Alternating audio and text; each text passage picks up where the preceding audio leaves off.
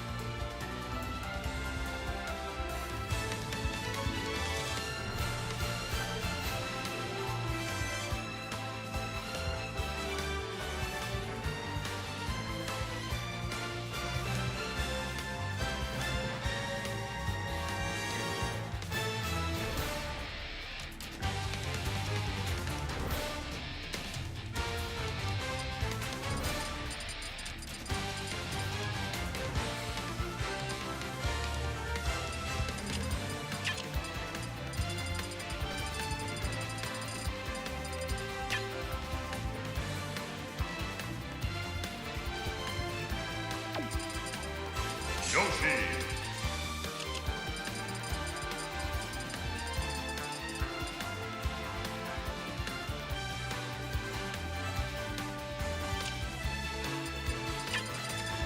Bayonetta!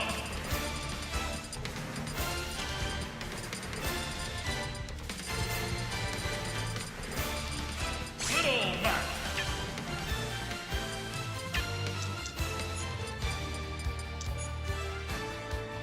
Team Battle! Okay. All set. All right, mic check. I can hear myself. Is it coming through good? Okay, cool. So, yeah. Hey, everyone. Welcome to Encore Smash. My name is Sketch, and I'm going to be your host for doubles tonight. Currently, I'm by myself, but you know what? That's going to be okay because we got some interesting shows tonight. We have, actually, funny story. Coming up on stream, we have a team of, we got Ace and Salty Fun versus Wonton Warrior and Stir the Kid. Now, the funny thing about this is that, you know, normally Salty Fun is the one on the mic, and I'm the one on the stream, but he's going to be actually reversing this time, it seems, and he's going to be teaming with a good friend from NSM, that's Ace, known as Yoshi and a Bayome. They're going to be going up against Wonton and Stir. That is two Westchester residents. They play Little Mac and the Earthbound Boys, respectively. Just kind of waiting right now. We got to get Stir up there. Looks like they're getting everything set up. This is going to be interesting because not only is this the first Encore, I believe, where we're going to be running doubles, but we also have a lot of the NYC people coming through tonight. We have the likes of Cassius, Bars the Journey, we've got Reno, who's here. Obviously, I'm here with a few NSM people. The SA crew showed up, so we have the likes of Milk, Fury, and Mega who are also here. So it's going to be a very interesting night. We have some talent that doesn't really show up a whole lot of the time. We'll see, though. Looks like we're about to get into it, though. This is going to be round 1 for doubles. We currently have 7 teams for doubles. It's a pretty good turnout, actually. Looks like all 4 players are going to be rocking their flagship characters, is what it looks like. We have some determination from Team New York to see who actually gets to do the rock, paper, scissors. It looks like they're going to have Salty Fun up versus Wonton. They tie on rock. Salty looks mad. I think that Wonton picked scissors to his paper on the counter pick. See, Wonton with the mind games before the game has even begun.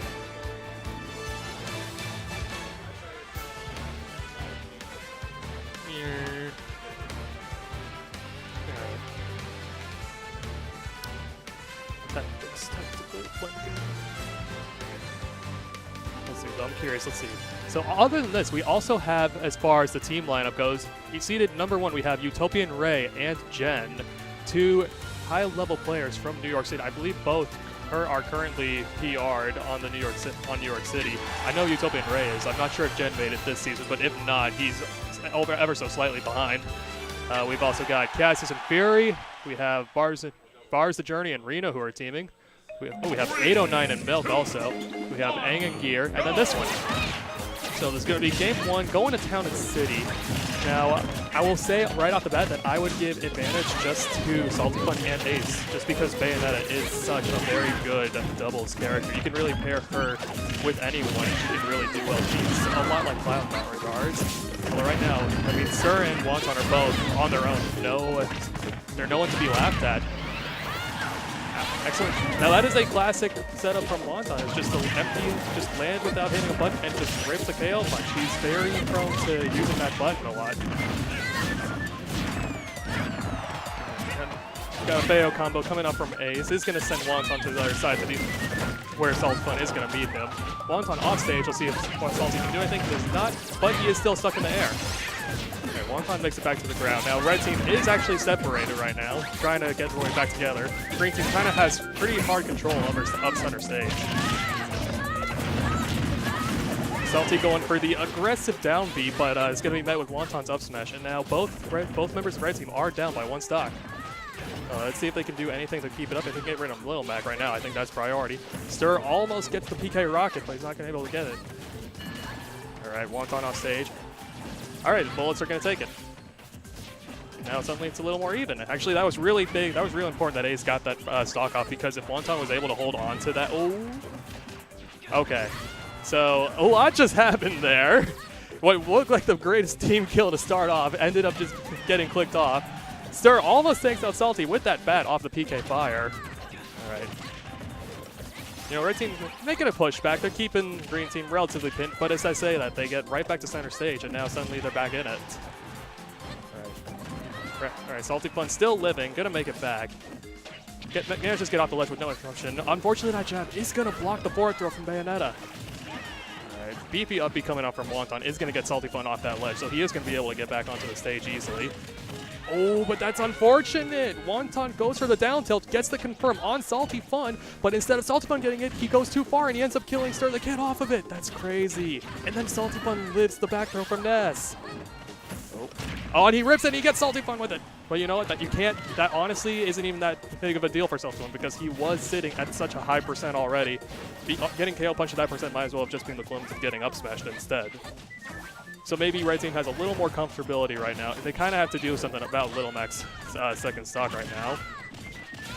All right, Salty Fun going off stage to try to deal with Stir, but he is going to make it back.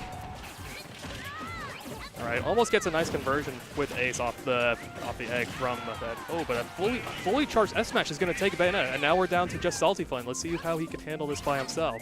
It's going to be interesting. Hello there.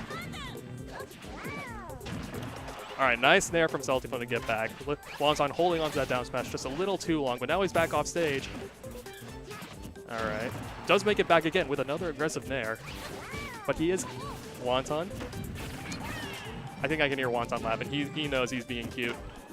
All right, but now this is actually really huge for them because that means that they can't take a stock to get back. So if Salty Fun can play his cards right, he might be able to pull this back off. Although it looks like Wonton and Stir really just kind of have this ledge on lockdown. Salty Fun is going to be able to get off the ledge and just jump over them, but he just puts himself right back on the other ledge. And that team combo doesn't work out for him, but they still get the kill, just raw from Ness. So Wonton and Stir go up 1 point. All right, so let's see here. Both players kind of taking a minute to reevaluate, think about what they could do in that match. I don't think that there was much that stood out. I think they both played very well together. They both did what they needed to. They kept each other pretty much covered a lot of the time. I think that their biggest point was if they got separated, either from within the stage or from outside. It was very much, as soon as one got separated, it turned into a hassle. So Salty Fun going for the color counter pick, and they're going to go to Lilat. Now, interesting to note, this is going to be, while this is Bayo's best stage, I'm not sure how much those even layered bullets are going to be useful in doubles just because of the partner's presence. As I said, though, right, Salty Fun is going to be able to armor through that, but over on the other side, we have Ace getting a Bayo combo. Does fall out. All right. All right, now we're back together. Ace kind of holding down the fort on this left side of the stage. Salty Fun trying to provide aerial support, but ends up kind of needs to recover himself. Right now, Green Team actually ends up with center stage. Up tilt from Wonton, doesn't get anything, just kind of goes over to assist his teammate because he knows Salty Fun has to get down. All right, gets the up smash on Ace. Ooh. Off the power shield, Wonton rips a forward smash, and he has KO punch online, so this is dangerous. Oh, okay, but he loses it. Everyone just kind of getting caught in Bayonetta's path as she makes her way back to the stage. Up smash coming out from Salty Fun. Not quite enough to take out Stir the Kid, and Wonton's going to make it back. Back throw. Not going to be barely not enough to take Bayonetta. But as I say that, he ends up losing his stock. Okay, that was interesting. So let's just talk about this. So, oh, and the rocket actually hits him, but he actually just bounces into the ledge. Lilat saved him. How about that? Salty Fun's getting kind of lucky with some of this stuff going on the stage. Maybe this is part of why, maybe he has some secret strat for it. Now, you'll know this is kind of what I was talking about before, where Red Team was really struggling once when they were separated and Green Team had center stage. So it seems like they really got to pull it together to try to stay close by to each other so that they can coordinate a little better. Unfortunately for Salty Fun, he's going to be met with an up smash, or from an up air from Ness, and he's going to be down to his final stock now. Not quite. Okay, interesting from Stir the Kid, throwing the PK Thunder just to assist his teammate to get back from stage and out at disadvantage against Bayonetta. Okay, KO punch is online. Is he going to rip it? He's going to be looking for. Ooh, did he? Yeah, he got him. He actually landed perfectly and just ripped it. All right, Salty Fun is going to take the stock, going to come back in. It's like, you know what, I got more to show. But unfortunately, his teammate's going to be in. Now we have Salty Fun with one fresh stock versus a whole 3 from the other team.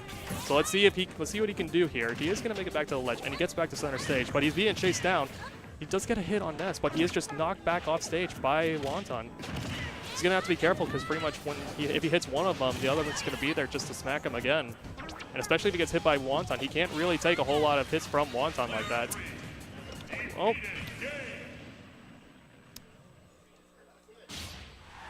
Well. So you know what? Either way, green team takes it 2-0. All right, they're all laughing. They know it's in good fun. They're happy with it. So let's see here. So that's going to be a solid 2-0 for Wonton Warrior and Salty Fun. So we'll see actually who comes up next. Should add some player camps. You know, we have player camps in place. They're just not active because the doubles partners, they're going to be sitting everywhere for a lot of the time. So not really useful in the way of context of doubles. But, you know, they will be there for singles at least. All right. Here. All right. It's going to be.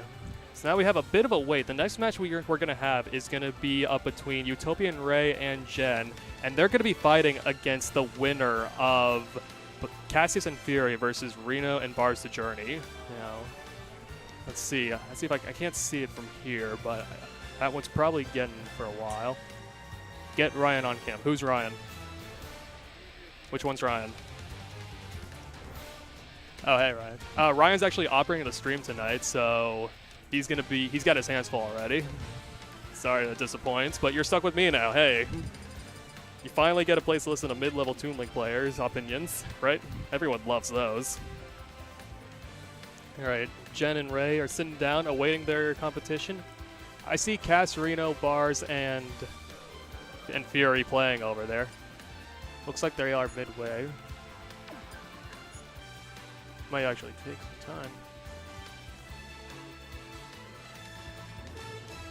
In the meantime, I'm going to take a look. So let's just talk a little bit about, take a look at how this losers match will turn out, because Ace and Saltfun are going to be waiting on the loser between 809 and Milk and Aang and Gear. Now, I'm not familiar with Aang or Gear, but I do know 809 and Milk that's Wario and Meta Knight, so we'll see. I know 809 and Milk are projected to win it, but you never know what can happen. Sometimes doubles just happens. We'll see though.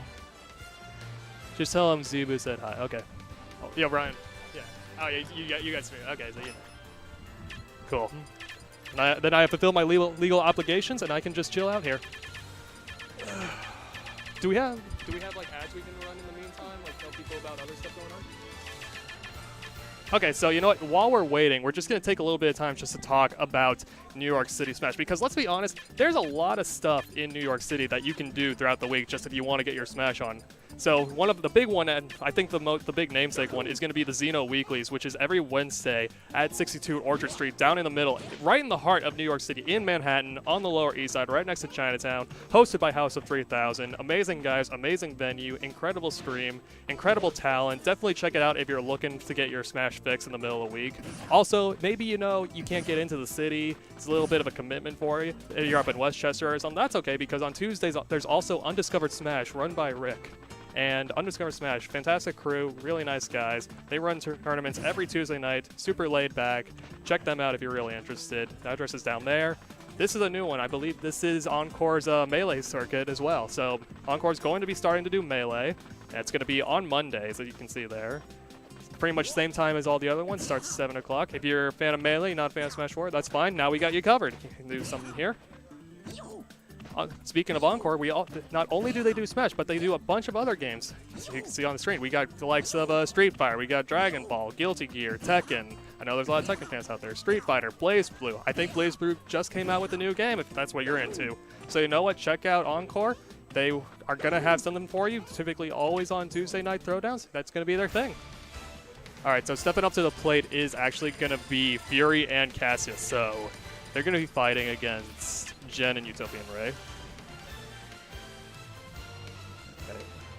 So that means that Reno and Bars are going to be going down to losers, in which they will be waiting on Wonton Stir and the winner between Milk 809 and Aang and Gear. But Cassius and Fury. Fury, known for playing his Falcon, considered one of the best Falcons in the city. He's up there with the likes of Nick C for title best Falcon a lot of the time. He shows it quite a bit. Cassius, we haven't seen a whole lot of. You know, he's been busy. Life has been. He's had a lot of stuff going on, a lot of other prior commitments that he has to do. But you know, he's back now. He's competing again. It's good. It's really good to see him because Cassius is a super cool guy. Everyone loves Cassius. He's got some of the best talk, super friendly, super amazing guy, and he's really talented at this game. Now he typically plays Bowser, but I think he might be using a lot of his other characters today, and he has quite a few other characters in his repertoire that he can pull out. Well, we'll see what he does, especially for doubles. He might be able to get away with the Bowser in this, but against a team of the likes of a Rosa, potentially a Sheik, maybe even a Bayonetta in there somewhere. Maybe he doesn't want to pull out the Bowser just yet. We'll see that, but we'll see though. You never know.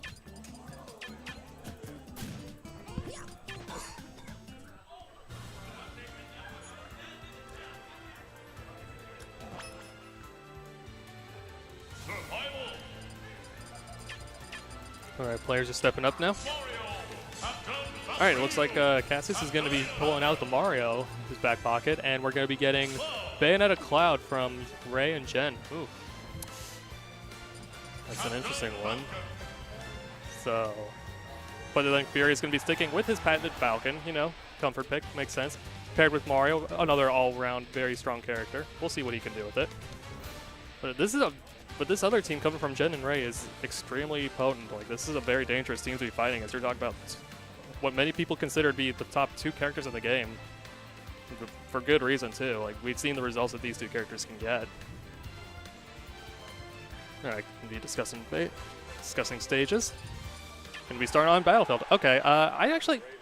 Pretty much all four of these characters really like this stage. Like, just the triplat layout is just super good for all of them, honestly.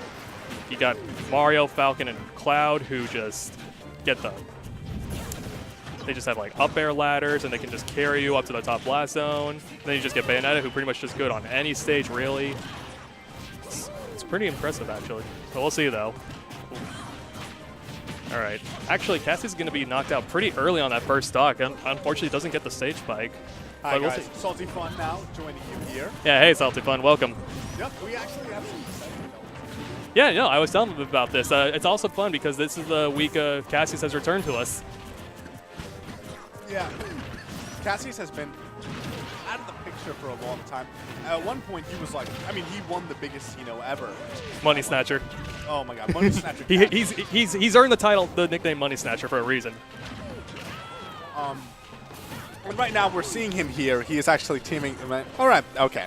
Yeah. We're seeing him here right now, teaming with Fury, who also, it's really cool to see him up here in Westchester. I can't remember the last time he's been up in Westchester. I think this is his first time.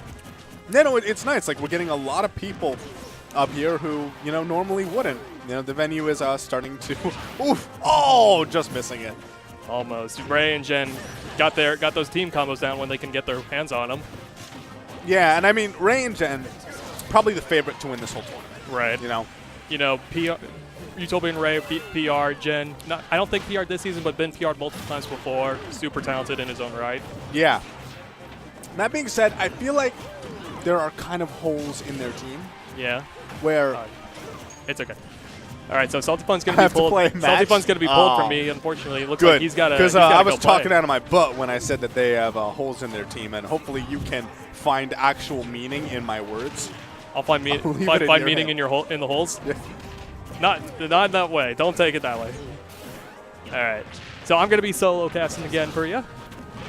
In the meantime, actually, Fury and Cassius are relatively keeping up. They are definitely at a stock deficit and a percent deficit, but you know what? It's gonna be okay. Maybe they can play their cards right, and they'll end up getting where they need to. Unfortunately, though, Cloud is really just bullying Mario on these platforms. This huge disjoint from Cloud, really making it difficult for him to land. And even if he did land, he'd be met with a Bayonetta for his troubles. Although he does manage to get back to the stage. In fact, everyone made it back to the stage. All right, Cassius managing to get in there to help Fury out of the combo, but he gets Witch Time for his troubles. Finishing touch? Not quite. Oh, bye, Fury. All right. Yeah, you can see, I think, looks like just the powers that are Cloud and Bayonetta are really just overwhelming both Fury and Cassius. Like, they're really struggling to get these. Okay, they're going to get the back throw kill, though, and now there is one stock, but Cloud still, you know, with that second stock does give Red Team some leeway. He is going to land back to stage. Fury going to be met with some pressure from Cloud as he tries to land. Cassius does get Witch Timed, and he is going to die that up smash. So it's going to be Fury rocking solo, which is trying to take out both these players. All right. Nice upbeat back to stage. Unfortunately, he's going to get knocked away from there. Oh, the cross slash doesn't catch him, but doesn't matter. Falcon dies first. Even if Bayonetta died, wouldn't have mattered. Took the win. Showing us just the potency of this team and just what they can do. It's kind of crazy what both these characters can do when they're teamed together. You know, I don't know if there's really a whole lot. Also, I think that Fury and Cassius could really do a lot more just to try to help each other and just stay out of each other's way when they get hit, because they did collide quite a bit. But Cassius is going to swap over to his own Bayonetta now, so we'll see how this works. This might work a little better for him. See, okay, now they're getting the hang. Now they kind of know what to do. Cassius immediately jumps out of the way just so Fury can get that Falcon kick. Now we're going to have a little bit of a everyone getting caught in the cross slash. Oh, and Ray falls to his doom rather early. Or I'm not Ray. The Bayo's Gen. My mistake. Alright, Cassius does help him. Alright, off stage, both players. Oh, reverse from. No, that was so good from Fury. He actually reversed that so well. So good awareness from Fury, really. Now, Red Team is actually struggling. They're both kind of off stage. They are forcing their way back on, but we'll see, though. Nice tech from Jen. Doesn't get followed up. That's 2 stocks now that Jen has actually just thrown out, so he's got to be a little more careful with that. Right. Aggressive landing coming out from Ray is going to get him back to the stage. Jen's able to take that first stock off Cassius just now. Limit is on deck, so Jen is SD 3 times, and he's taking the other stock now. So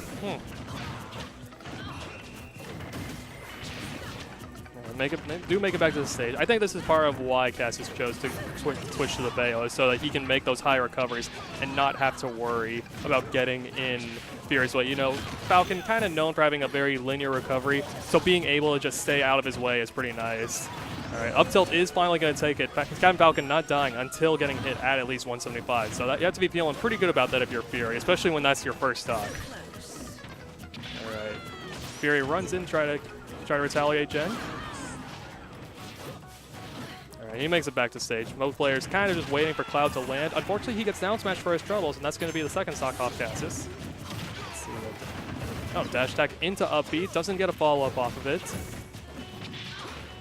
All right, Cassius off stage. Both red teams kind of harassing Fury over there. All right, goes for the gutsy attempt with the Raptor boost. Doesn't get anything off it. Ooh, tries to read the roll, too. Now it's Jen's turn to get the Bayo combo. Doesn't get anything off it. No follow-up also. All right. So this is pretty good for him. All right, and that's going to be... Now there's no reset button for Jen now, so it's down to just him. And it's down to just Ray. So let's see what Ray can do. He does have his limit on deck, but he is really just one clean hit away. And when you're paired with a character like Bayonetta, it's really easy to get that kill confirm in doubles. Because so many moves, but that back air is going to get him on the aggressive landing. Fury puts blue team on the board. Next match.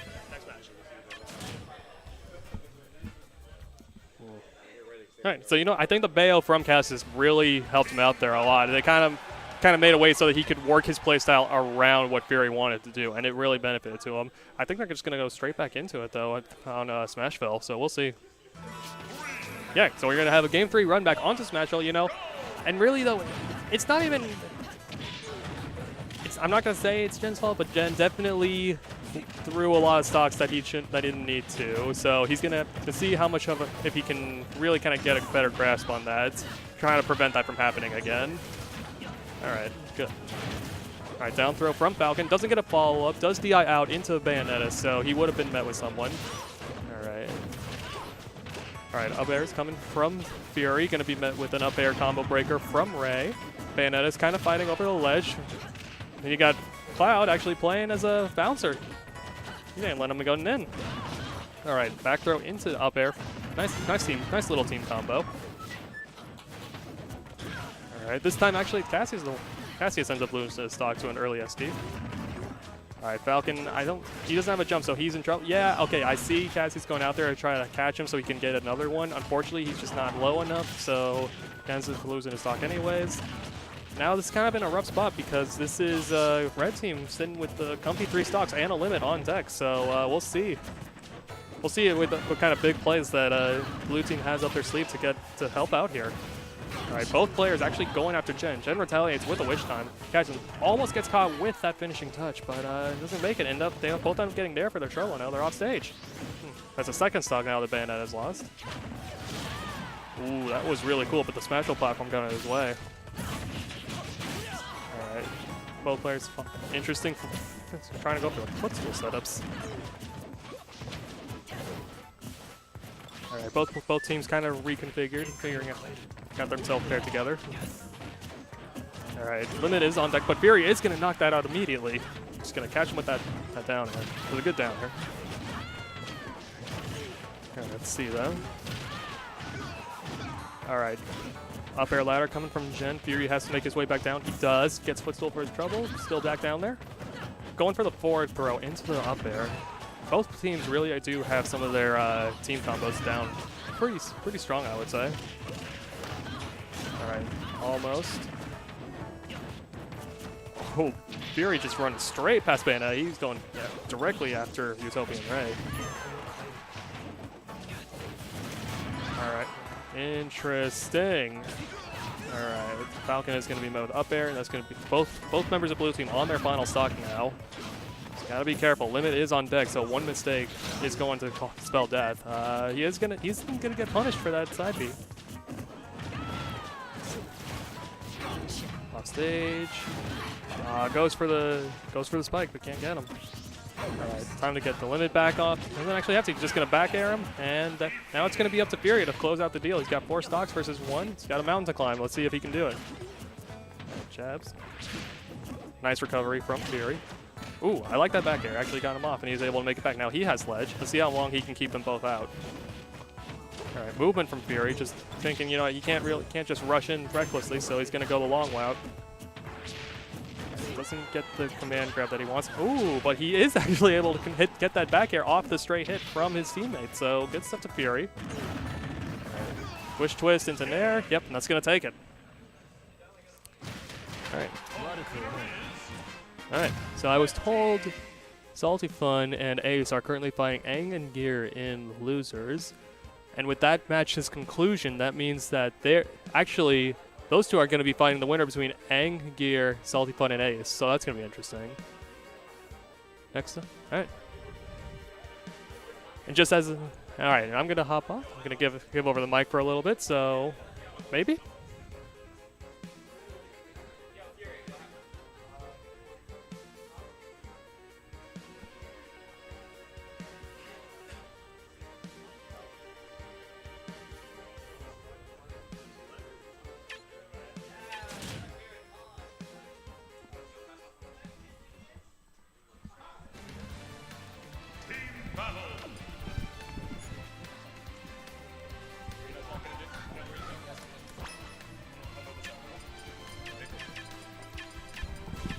Yeah, we got Commentary Couch.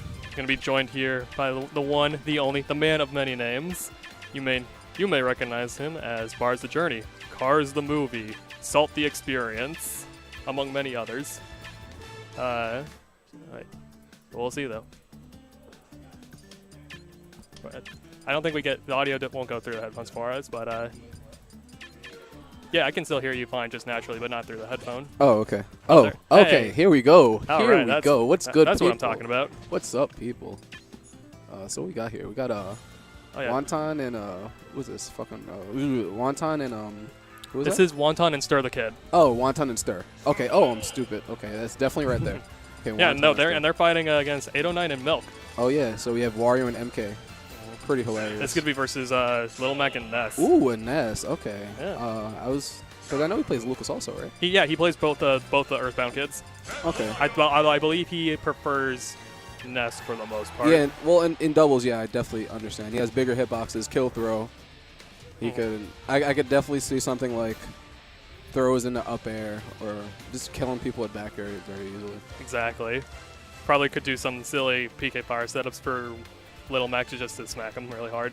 Yeah, I'm thinking because I know Little Mac in doubles is very polarizing because you can throw people into Little Mac and they explode at like 80%. Exactly. Because he has the up smash, the very close up smash. Any smash tech, really, he's really strong. You can even could make an argument for like his up B at like extra high percents. Oh yeah, no, definitely, because he has the down tilt to up B, which is a true combo. Don't forget, and there's just just the constant pressure of KO punch always lurking. Yeah, that's gonna be a thing. That's another thing. It's crazy because you have two characters on both sides. I was literally getting ready to say, yeah, because you got Wario doing kind of the same thing with that waft. Yeah, you have two characters that actually have confirms closest to Cloud's limit, I would say. Yeah. It'll be very interesting to see how that pans out. Because I know Meta Knight in doubles is really good. He's just all over the place. He covers like every part of the screen. You can throw him throw opponent off the stage, throw people up in the air.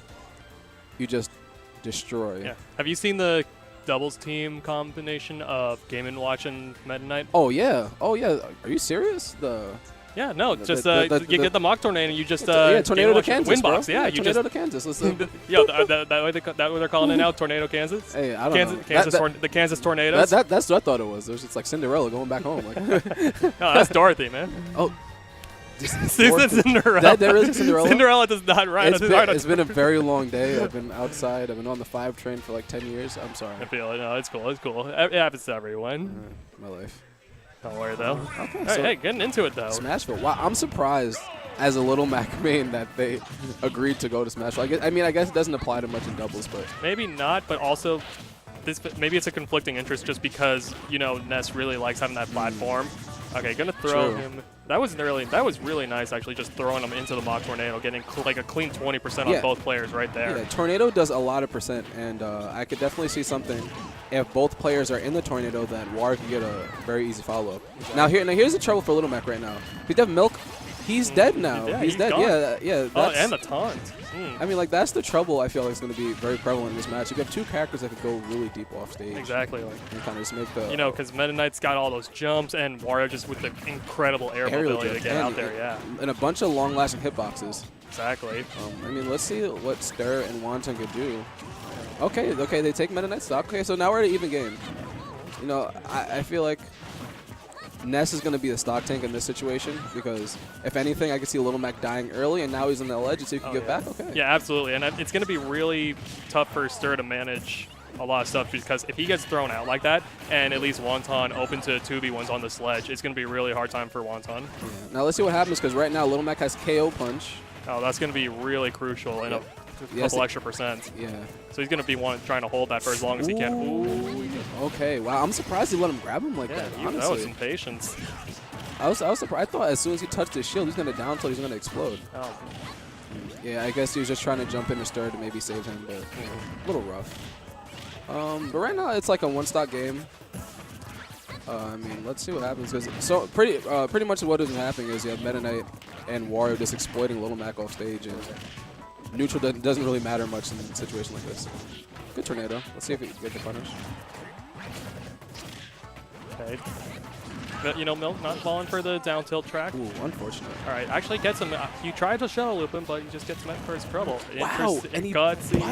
Oh my god, that almost full charge too. That's a random waft. I mean, you could get away with stuff like that in doubles, but man. Yo, back air into down smash. Ooh, and this is where the strength of Little Mac comes into play because right now they only have a one-stock league, and Little Mac is about to get KO punch. All right.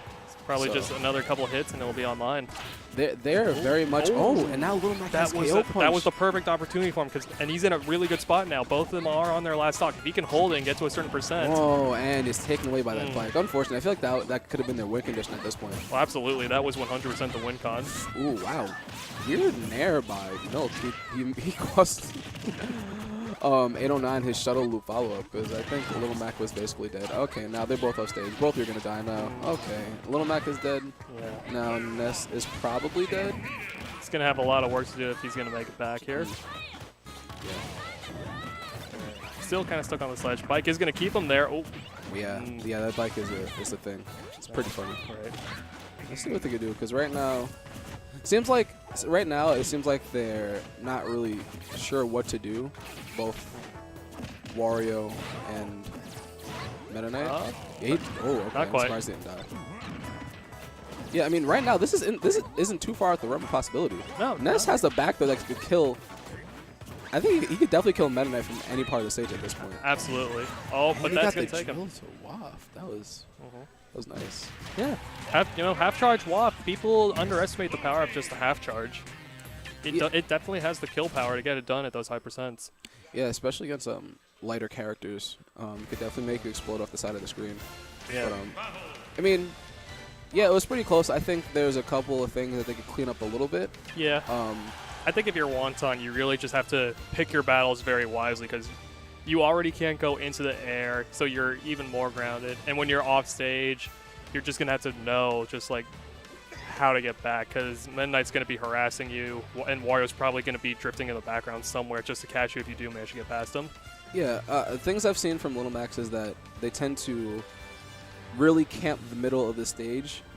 Even if the opposing player is off stage, unless they have a clear way to edge guard, the Little Max usually just stay in the middle with just to stave off the danger of dying at earlier percents, especially the character two characters like this. You know, actually, I think that holding center stage is really going to be key for both members of Green Team in this. Actually, so let's see though. Actually, Milk actually just kind of aggressively landing into Wonton. Wonton getting a ton of mileage off of some of these up tilts. Yeah, I mean that's one of Little Max combo starters. Absolutely. Yeah, especially on like these pseudo fast fallers like Meta Knight is. Oh, Rocket, not going to do a lot. It's going to do a lot of damage, but it won't get the kill. That's fine though. Yeah, Stir put on a lot of percent on Milk when he had him in that corner over there. Yo, just punched him right out of the tornado. And that is going to take it. Oh yeah, you cannot do that. You are dead, sir. Last KO punch. Dead. Okay, yeah, you try to get the reset. Yeah, because that wouldn't have been a death percent. Oh, opts not to use. Okay. Wow, he tried to cancel. He's so cool. What a cool guy.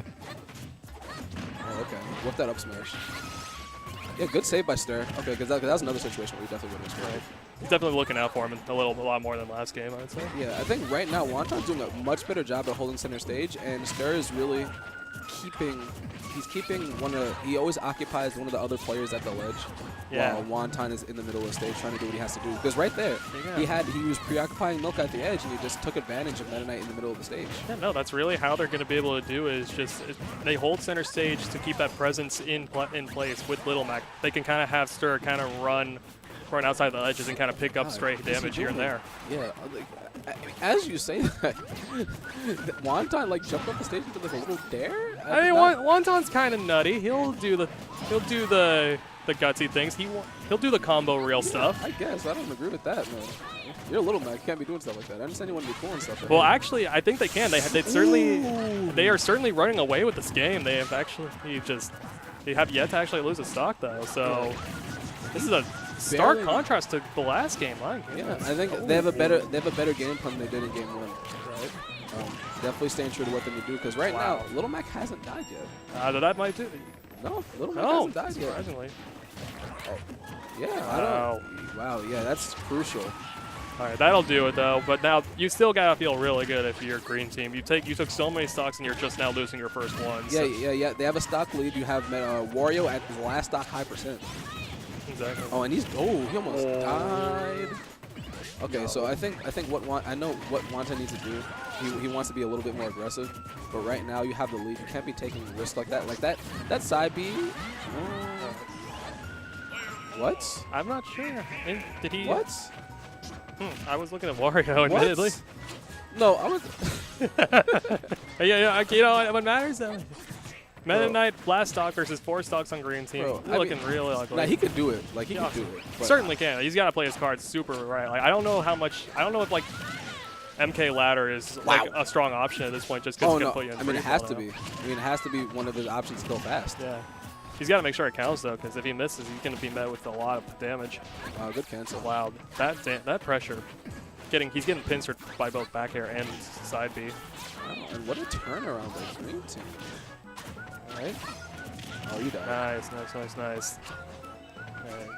Looking really rough. Okay, so Wonton opts to cover the platform, but as soon as he sees he's going low, he immediately just bounces straight back to the center stage. Yep.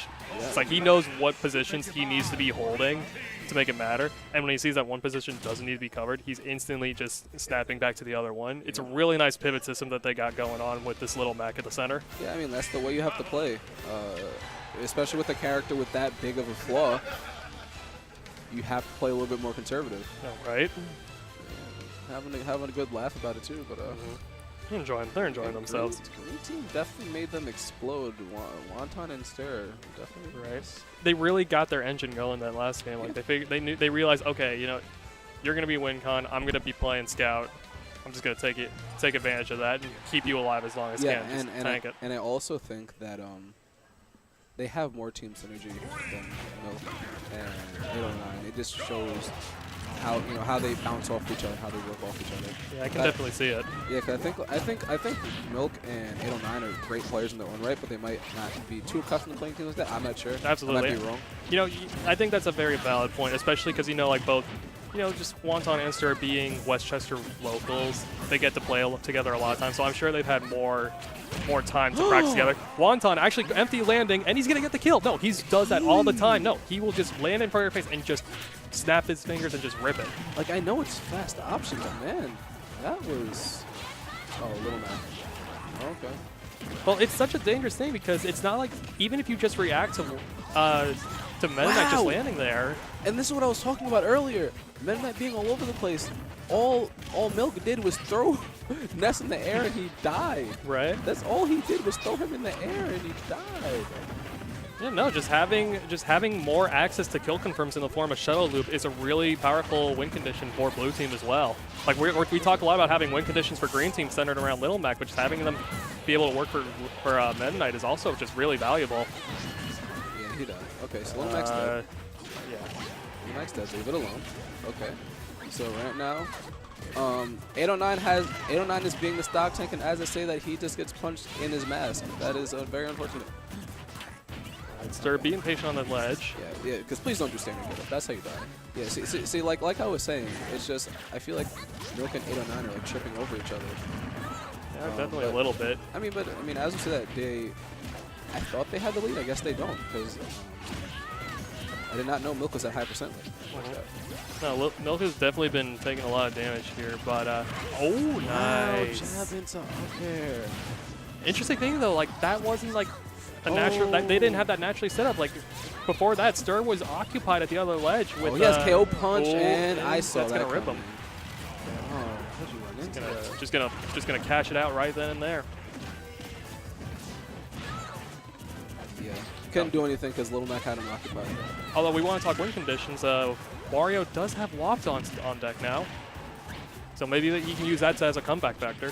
Yeah, right now they're having trouble edge guarding Little Mac right now, and Wonton's holding center, and even when he's recovering, he's mixing up really well. Like some people, people say that you just edge guard Little Mac, but the thing is that his side B is a very big hitbox. If you ever see a visual of that, it's kind of ridiculous. It is definitely. But he does need it. So. Yeah, they're having a lot of trouble edge guarding Little Mac right now. Yeah. Oh, so I do not agree with that. I feel like he just should have outright upbeat. Yeah, he died. Okay. Still got one though. So now actually everyone down there final stock. There's not going to be any shared stocks. And right now, I mean, Milk is in danger. He's on the brink right now. You're actually going to catch him off the bike jump, and he dies for it. And he died. And he dies for it. He died. He exploded.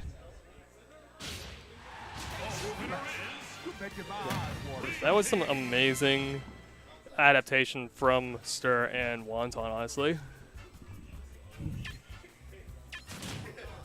Wow. I mean, why not? Hey, wow. When in doubt. That was a big turnaround from game one, because game one looked pretty bleak. Exactly, no. And that was a quick turnaround. It was huge. Recaptured momentum, and that was it. Wow. Oh, yeah. So now actually so that means that 809 and Milk are gonna be going down those, and they're gonna be fighting you and Bars next. I'm very aware. very aware of this. I'm not very happy about that. It'll be fun. It'll be interesting to see how that goes. Yo,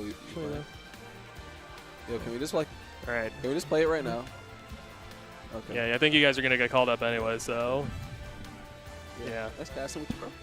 I'll see you. In fact, yeah. In fact, I think that you guys. According to this, it says you guys will be on stream. Oh wait, no. All right, that's the other one. But if you win your one, you will be. Let's go get him. Okay. Shucks. Shit. Stir the kid. Don't sleep on that kid. Yeah, no. Don't. Both these players, you do not sleep on them. They are competitors. They will give you that. They will give you the business.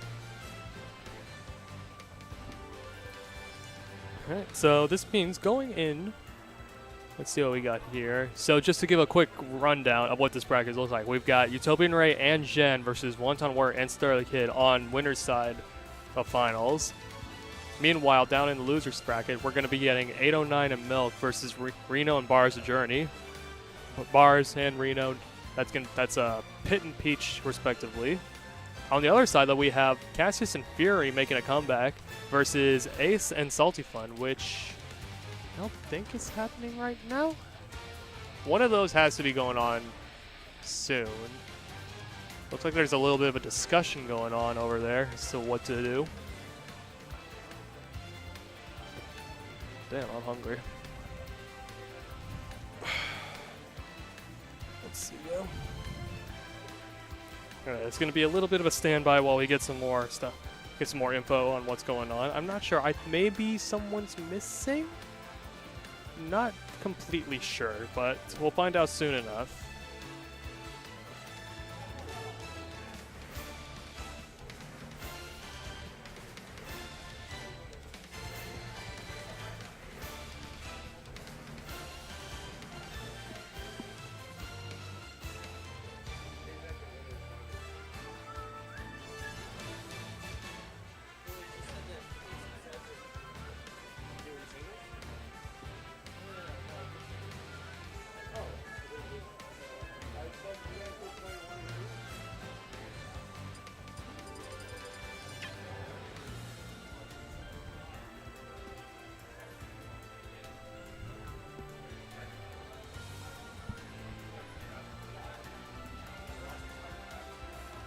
You're gonna do your match, Cass?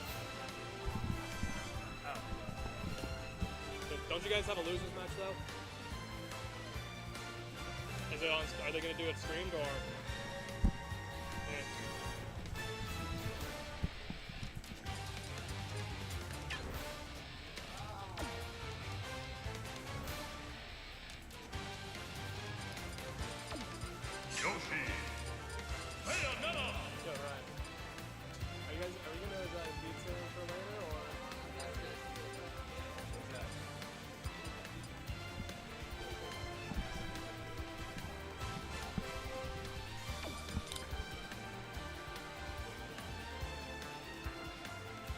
Good. All right, so yeah, getting back into it, we are in fact going to be getting Salty Fun and Ace versus Fury and Cassius. Now, looks like Cassius is electing to just run that Bayonetta that served him really well in the last match we saw. I think that this team dynamic was working really well as opposed to Mario, and this is gonna be interesting because now we have returning though Salty Fun and Ace. And you know, both teams can definitely do some work with the Bayonettas on their side. We'll see though.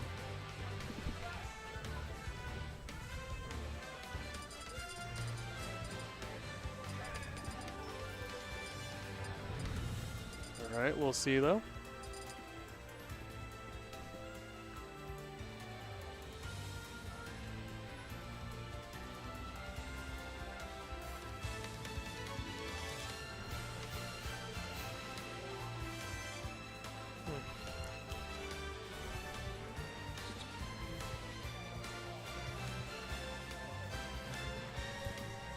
Okay.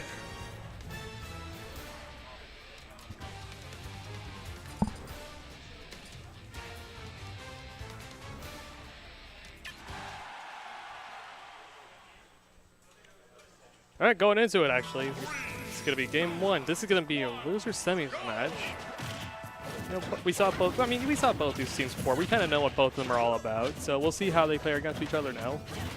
All right, looks like Salty Fun going to like to provide the long-range support. Armor's through the down air, fortunately. All right. It's going to be an up tilt. All right. Flying everywhere. Ace kind of having this ledge on lockdown, but he is going to be interrupted by Fury, who is going to let Cassius get back to stage. Egg is going to actually pop Ace out of that combo with punish by Salty Fun. Ooh, interesting. Could have got went for some kind of a combo out of the forward airs from Bayonetta with Yoshi. He's getting a lot of mileage off of these tilts. Alright, that's actually going to be Cassius losing the first stock. Now Fury off stage. Salty Fun does try to get the reaction with the nair, but he is a little late and he gets back for his trouble.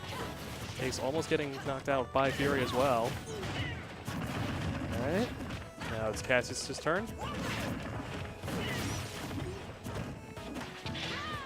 Alright, nice. I like that from Salty Fun, just staying out of Ace's way as he gets that throw. Falcon is going to lose that stock, and now actually sitting in. Now, if you're Ace, you got to feel pretty good. You're in a pretty good stock position. You have a character who's very good at stock tanking. So we'll see, though. Gets interrupted for his trouble. All right, Yoshi Nair just kind of combo breaking everything, breaking everyone up. And now Green Team really is kind of stuck on the sledge. Blue Team really has definitive advantage. But as I say that, they just knock him right back to the other side. All right, Nair from ledge, putting in a lot of mileage for Salty Fun. He's got a lot of work off that Nair. That down air actually worked. Jab into down B, not enough to kill Falcon. Falcon, very heavy boy, but we'll see. Stray Raptor Boost does get Ace off Blue Team. Oh, that was interesting. Neither Salty Fun nor Fury are opting for a move out of that knockback. Another down B from Salty, gonna whiff, but he won't get punished for it. In fact, he actually punishes Fury for that timing. He gets him with the F smash. So now Fury on his last stock. And Cass is unable to completely close it out. Does get witch timed. Ace does survive, actually. Wow. Both members of Blue Team actually just, or not Blue Team, Green Team really just stalking. Cassius loses that second stock to a missed stage tech, so now Blue Team's sitting really pretty. The longer they can hold these stocks, the better position they're going to be in. All right. Yoshi loses that stock, but you know, he was at 200% when he got back thrown on the platform, so gotta feel fine about that. Almost gets a shield break off with Falcon. And this is an interesting dynamic that I really like about this Green Team, because they have Bayonetta who can carry Blue Team off to the top platform, or off to the top blast zone. And if they don't die to the Bayonetta combo, Yoshi does have excellent juggling capabilities with his air mobility and that up air. Now, actually, everyone's on their last stock now. All right. Bayonetta's kind of combo breaking on everything. Oh, that shield break. All right, he's able to catch his teammate, save him from that. Up smash isn't going to quite take it off of Cassius. He's going to go for another down B, but Fury's going to clean it up anyways for him. All right, it's Fury's turn. Doesn't get the nair. And fast falls, unfortunately, and he gets... So, Salty Fun and Ace go up a game on Cassius and Fury.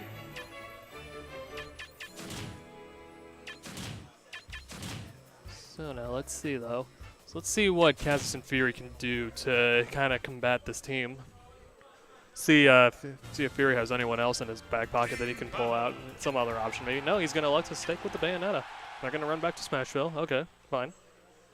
It's good.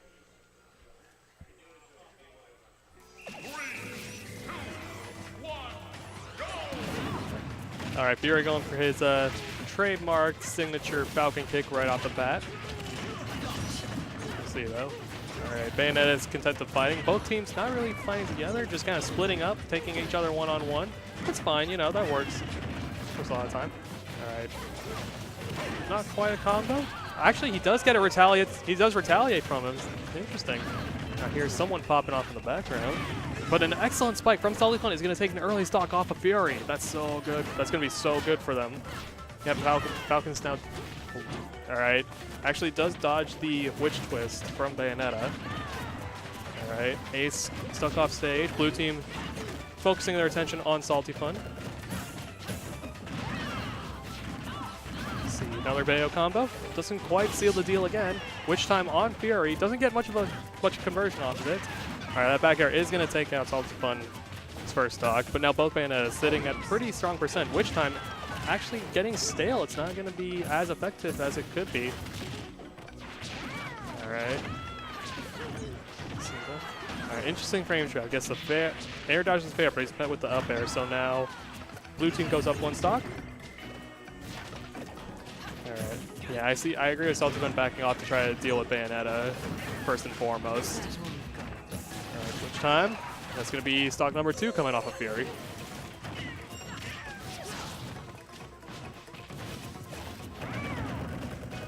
All right.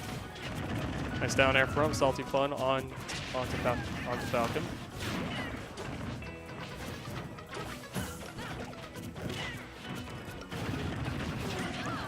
All right, nice interruption from Salty Fun just to keep Bayonetta from getting the full conversion. Fair, side B, up B. Is this going to be it? No, he's unable to get Salty Fun is able to drift out. Oh my god, he actually saved him. That egg was so good from Salty Fun, saving Ace in the middle of that Witch time. Okay, that's got to be really nice though. All right, let's see though how much let's see how much mileage Green Team can get out of this stock lead. You know, it's an interesting dynamic here because you got Bayonetta who's really on a fresh stock with another to spare, but then at the same time you have Falcon who really you could just take him out now and force a share stock. All right, that's going to be Bayonetta from Green Team's second stock. So now both teams looking a lot more even, but you know, I think that if Green Team can decide who they want to prioritize, they might be able to take it. But unfortunately, that Raptor Boost is going to catch it on Salty Fun. He wasn't cognizant of that, and he ends up misspacing a back air for his trouble. All right, down B not going to take it off of Fury just yet.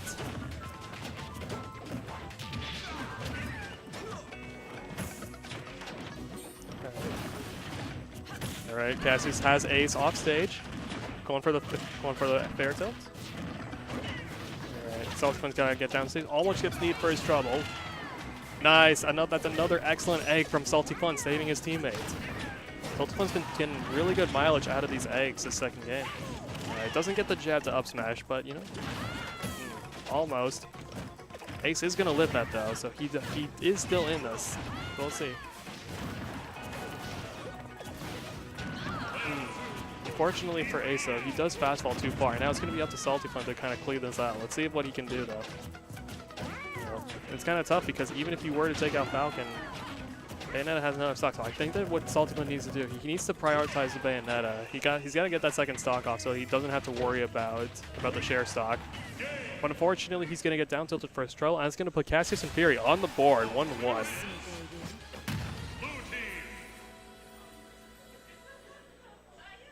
All right, you can see both teams talking about it, trying to figure out what they got to do. It looks like, yeah, and they're laughing. They're having a good time. They know they're laid back right now.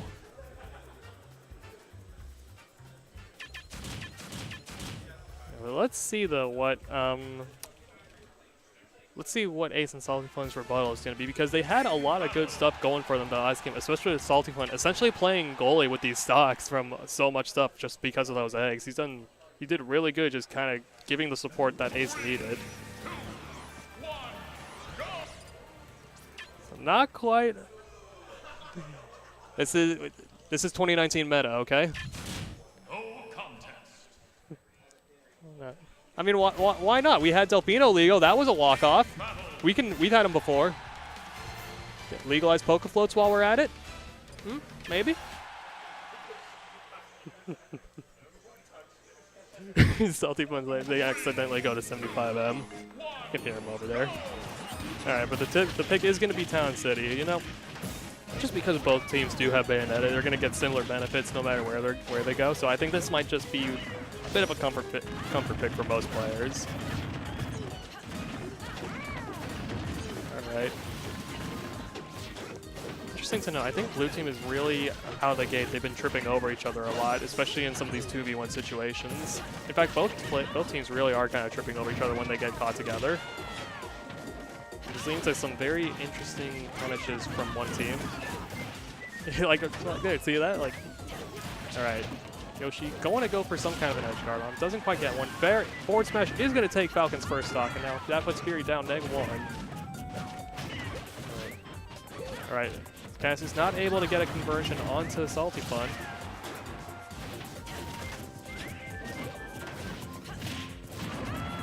All right.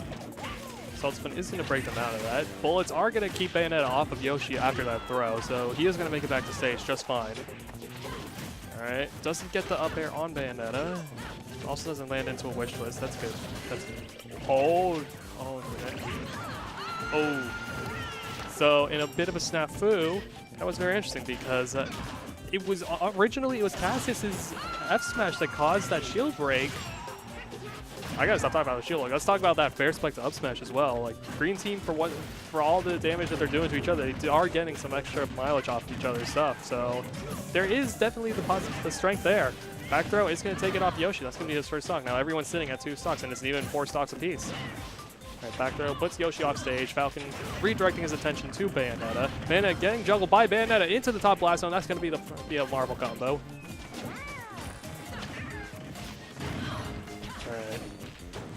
Now, so just like that, actually, it becomes blue team's favor. They're up +1 on stocks.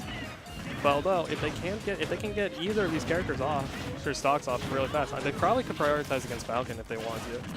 All right, jab down B, not quite gonna be enough. I think Salty Fun actually saved Fury in that. All right, he manages to drift out of the way so Falcon can't get that second up B from the command grab. All right, Nair combo breaking from Yoshi again.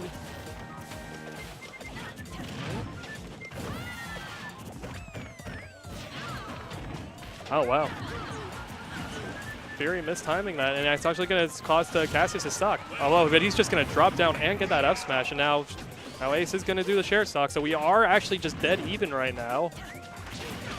But actually, I say that, Salty Fun just immediately just coming through with the heavy hit. Takes that early stock off of Fury. He knew he had to go that one way, and that was all he could do. All right. See, I like the idea from Green Team, having Bayonetta go airborne to get all the damage, and having Yoshi wait at the ground to try to get the extension to reset the situation. Unfortunately, though, he did catch each other. They do catch each other, and now it's going to be Cassius trying to make his way back down to the ground. Going to go for double witch to witch time. All right, Salty Fun providing a lot more long-range support, hopefully.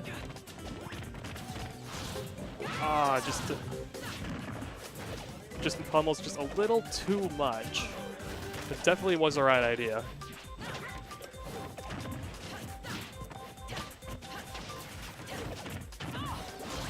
Almost, just misspaced again.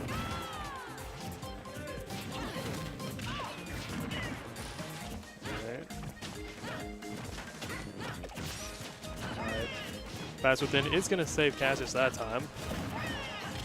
All right, off stage. Actually, not Green Team off stage. Back air is going to take out Salty Fun, so now it's going to be up to Ace to take out Cassius, but this is going to be Rage Bail, but back air's going to take it. Green Team takes it. All right. You know, that was really good from Green Team. They really demonstrated what their game plan was going to be for those second 2 games, especially with some of the long-range support from Yoshi. Eggs, extremely good. Bayonetta, just extremely good damage up close. We've seen time and time again. We'll see, though.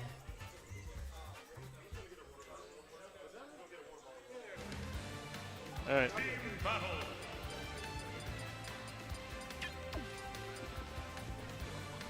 Definitely use a water bottle too.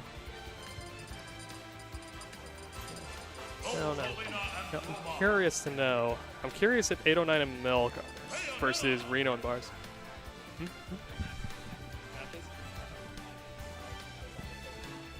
Singles? You mean singles? Okay. Alright. Alright, so I'm going to be going to do singles now. The time cannot wait, but you're going to be in good hands because you're going to have the ever so dashing Salty Fun. Ooh, dashing. I like dashing. I prefer I don't prefer the Supreme Gentleman. That's actually the worst one. Anyway, yeah, I'm excited for this. This is winners finals here. Both of these teams, if I had to guess, these are the guys who would be sitting in winners finals. On the left, we have pretty much the #1 and the #2 seed going into this, that being Jen and Utopian Ray. And on the right side, Stir the Kid and Wonton Warrior. Now, although Stir and Wonton might not be, as well known as, Ray and Jen, they actually are a very solid static team. And, okay. So, you've been seeing in all this tournament so far, Stir normally a Ness main, but if there was a Rosa on the other side, yeah, no, that's something that he is going to avoid with all his heart and all of his might. And that is why we're seeing the counter pick of Roy right off the bat. I feel like Jen is going to try to stay in the air a lot. Yeah, especially against these two characters. Little Mac, known for his... Exactly, things like that. Oh, but a solid punish from Ray, but will it be enough? Wrong way. A little bit unfortunate for Green Team. Blue Team actually with a very sizable lead, especially considering their overall damage output. Almost. Oof. Yeah. I knew he was going to fall in which time. Oh, I thought Rosa got hit. No, in the end, that is going to be Wonton dropping the stock. Rooster actually making it back. Roy, not exactly a character known for his stellar recovery. In fact, he's known for how bad his recovery is. And he's recovering like crazy against 2 top tiers. Yeah, no, 2 top tiers who would like actually edge guard destroy the destruction out of him. Yo, team combos. All right, smart from Wonton not air dodging for the first one. Yeah. That's like one of the things about Rosa is that like there are times where if you just take the hit, you won't die at like 30. Yeah. It's when you start air dodging that they can really position for the dangerous stuff. Mac has little Mac. See what he can. Mac has little Mac. Mac has. Oh, it's gone now. KO. That was a really smart down air from Utopian Ray. Oof. But he's taking a lot of damage. Luma. Yeah, right now Ray is filling this stock tank role. Yep. And he is doing it well. Oof. You know, when back in the day, I remember that Ralphie and Ray used to be like the static team in New York, and Ray was just like a monster of a stock team for them. And it's the sort of thing where up until this point, we haven't really seen the Rosa. Oh my God, Jen. Take everyone down. That's it, and now we have one lonely Stir against 3 stocks of Green Team. Doesn't even need Rosa. That was What is it? a Rosa? What is a Rosa? What is a Rosa? She did nothing. The ultimate 2v1 combo. Yeah. Bayo and Bayo's up B versus Stir. Yeah. Rosa's like, I'm 2 characters, and he's like, I'm 5. I have the frame data of like 10 characters, so... Yeah, now we're going to be going into game 2. I wonder if Stir might end up... I mean, I don't necessarily think that Roy is a bad pick here, but especially if they go down 2-0, I could see them I could see him especially adjusting to maybe a different counterpick character. I feel like Roy is very underlooked because his tech chases are phenomenal. He like kills you off of a tech at like 70, and it's disgusting. Oh yeah, no, his coverage on tech chases and like the amount of punish he has on them is absurd. But in doubles, it can be really hard to set those up consistently. Yeah. Granted, like Green Team, it's not like they have 2 super speedy characters. If anything, that's what Blue Team has at their advantage. And maybe I'd like to see that a little bit more. You know, just using the sheer speed of Little Mac and Roy together.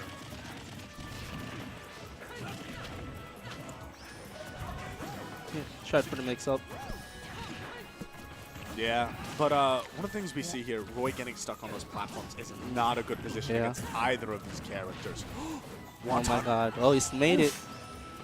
Oh, and that was it, actually. I missed it, but yeah, Jen is down for Roy the did count. something. Okay, now we have KO got the punch. Well, if you're Green Oh, the jukes. No, we didn't kill. But that's a whole lot of damage. Blue Team, yeah. See, what goes on? The beat goes on as Wonton continues to dish out the hurt. My man's just going in. He's just punching. Jen is not having it. Oof. Let's see now. Good evasion from Wonton. Will he be able to save his teammate? No, his teammate dodges it all on his own. Oh, he caught the... Oof. So... Wait, Roy died? I don't know. So, in this sort of team comp, what do you think, like, Bayo should be doing? Like, what are the advantages that Bayo has? A lot more camping, because Rosa bonuses as 2 characters, so she can just go in and cover the options that Bayo isn't covering through camping. And if Rosa's in trouble, Bayo can just run in and save her. Right now, though, we're seeing that Jen is actually thrown to the other side of the stage, and once that happens, you can tell that blue team is static, because they'll throw, like, one of the players, and then they're just like 2v1. Oh! Yo, Jen, Goes for don't the kill this man off of that. Hey, I'm gonna say he SDI'd that. You deserve to get a kill off of good SDI, right? Well, green team. Oh, they're both going in. Yeah, green team in a little bit of dire straits here. But that being said, oof. Oh, team combos. Yeah, that being said, that's rage on Bayo. Yep. So.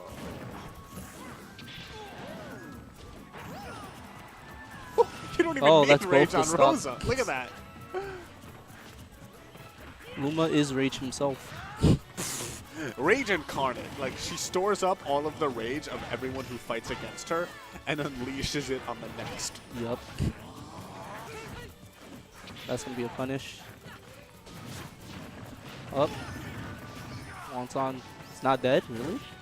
Yeah, that was good DI on his part, surviving, especially on a stage like Town and City. Well, Bayo actually has max rage. Oh, I don't know if he's going to live this one, though. They lived it again? Come on. How is everyone alive? I would expect at least someone. Luma got hit. You got dubbed, buddy. Haha. Oh, yeah, and blue team was actually doing so well for a spot there. But, I mean, that ending play, like, that is possibly the worst timeline. The ultimate bait by doing nothing. No, it was that Ray was holding him. Yeah. He goes over and he's just like, I'm going to KO punch all of you. And then I don't care who gets hit. Just like pushes him a little bit further out. Yeah. Only hits his teammate.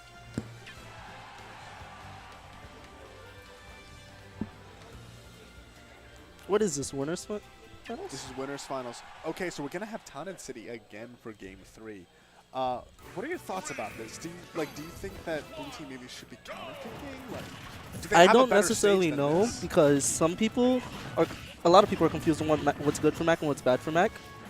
Because some people say that Battlefield is bad for Mac, but Mac players go there, and that's just Wonton stock right there.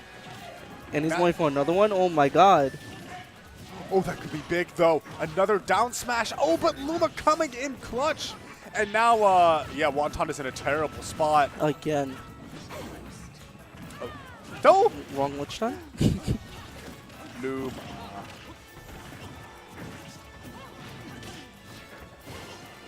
Yeah, it could be so. Rose's like. It feels like Rose's throws in general in this game have deceptively low end lag. Yeah. Just yet, Wonton like charging the forward smash in the complete opposite direction. Ooh. Ray was just looking at him like, what are you doing? Yo, he used the footstool to get up there. My son is big brains. Okay, another he tried to witch juke time. him out. And that's an up smash, closing out Ray stock finally. Yo, Jen, run. Oh, that was really nice. Setting up Oh, for he that. tried to catch him. Oh, beautiful tech. But is it enough? No, Nope. the sheer coverage. I cover everything. All right, gets another up smash. Ray is doing pretty okay for himself here. Roy, despite being a fast faller and having good airspeed, really struggles to land Wonton might against be. Rosa. Nope, a punch. Nope, he might be dead here. He's just using that punch. Goes through anything. Yeah, and Oh, this he is, has KO. that's Nope. it. That's the blowout. Goodbye. No way. 3-0 and a handshake. Yep. But there you have it. Utopian Ray and Jen, sort of to be expected. Yeah. But nonetheless, it's really cool to see how they do it.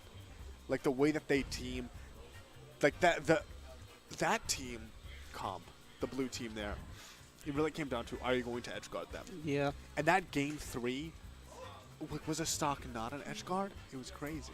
And I feel like. Okay. All right. I feel like it's a scary team composition because, like, it's Mac and Roy. Like, who plays that? Like, who would put that in brackets? So, like, fighting that, you have to be aware of both characters and how strong they both are. So, getting hit, like, 4 times can kill you, basically.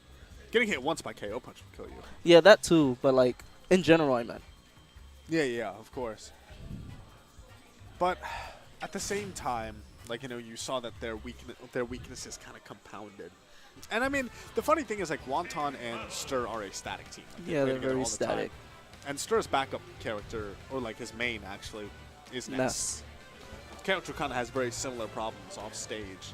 Yeah, but I feel like it would be quicker matches if you would have gone Ness against these two characters. Because, like, had he been off stage, either Bale just jab him off or Rose will just take his up B. Like, it's mine now. I take away your toys. And, like, what is he going to do about that? It's literally nothing he can do. He's trying to recover, and he's just boom. Yeah, I mean, I'm wondering because they keep in mind they're still in this tournament. Yeah. And I could very well see them taking losers finals, getting a run back. What sort of real adjustments do you think blue team needs to make at that point? I think they need to, like, play it a bit safer because they're throwing a lot of hitbox around. And, like, they're getting witch time, like, left and right. And they're just being juggled through team combos. They're being thrown off stage, and the next person is being juggled by the two characters in this scenario. So I feel like if they were to work better together and be more aware of what they're throwing out, then they'll do much better. It's one of those things where, because each character suffers so much off the stage, that once they get thrown off the stage, like, all of a sudden they're, like, taken out of the picture for a moment. Yeah. You know, and that's when the juggles come in. That's when the real extended edge guards can happen. So I guess it's sort of like that stay grouped together. Like, I feel like they're getting split up, and then when one of them gets hit, even though they both have good speed, like think about this, because let's say, you know, Roy gets hit by Bayo on this side of the stage. All right. We're about to head on stream, but let me just finish my thought, which is, let's say that, like, Roy gets hit by Bayo over here, and you have Little Mac, and Little Mac can go in and try and help him out, either alleviate some pressure on the ledge. But between him and that is a Rosaluma. Yeah, 2 walls. And it's like the same thing the other way. Like, if Little Mac all of a sudden gets thrown off stage, Roy has to get through a bayonetta. Yeah. And so, like, I feel like that was one of the big problems. Is, like, how do you even get past the wall that they're setting up? All right, and so I think we have to head out onto the stream now. It's been a pleasure commentating for you. I know you're going to be seeing more of me. Possibly. Maybe. I don't know. I mean, you're going to get to see us on that. Yeah, on streams. All right. Anyway, thank you, and stay tuned for sure. Yeah.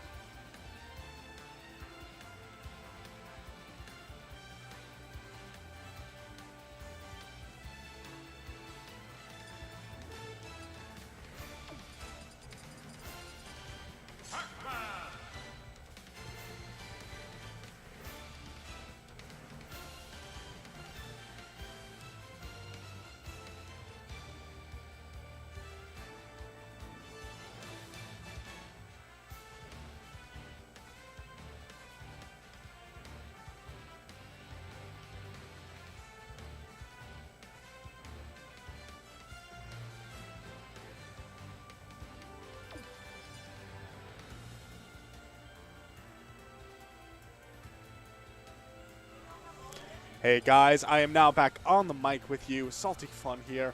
I apologize deeply for what happened just there, losing the 1v1 like a stupid idiot. Anyway, this is going to be Losers Finals. I'm excited about this. Just, I don't know if these two eliminated each other. Hold on a second. Let me take a look at this.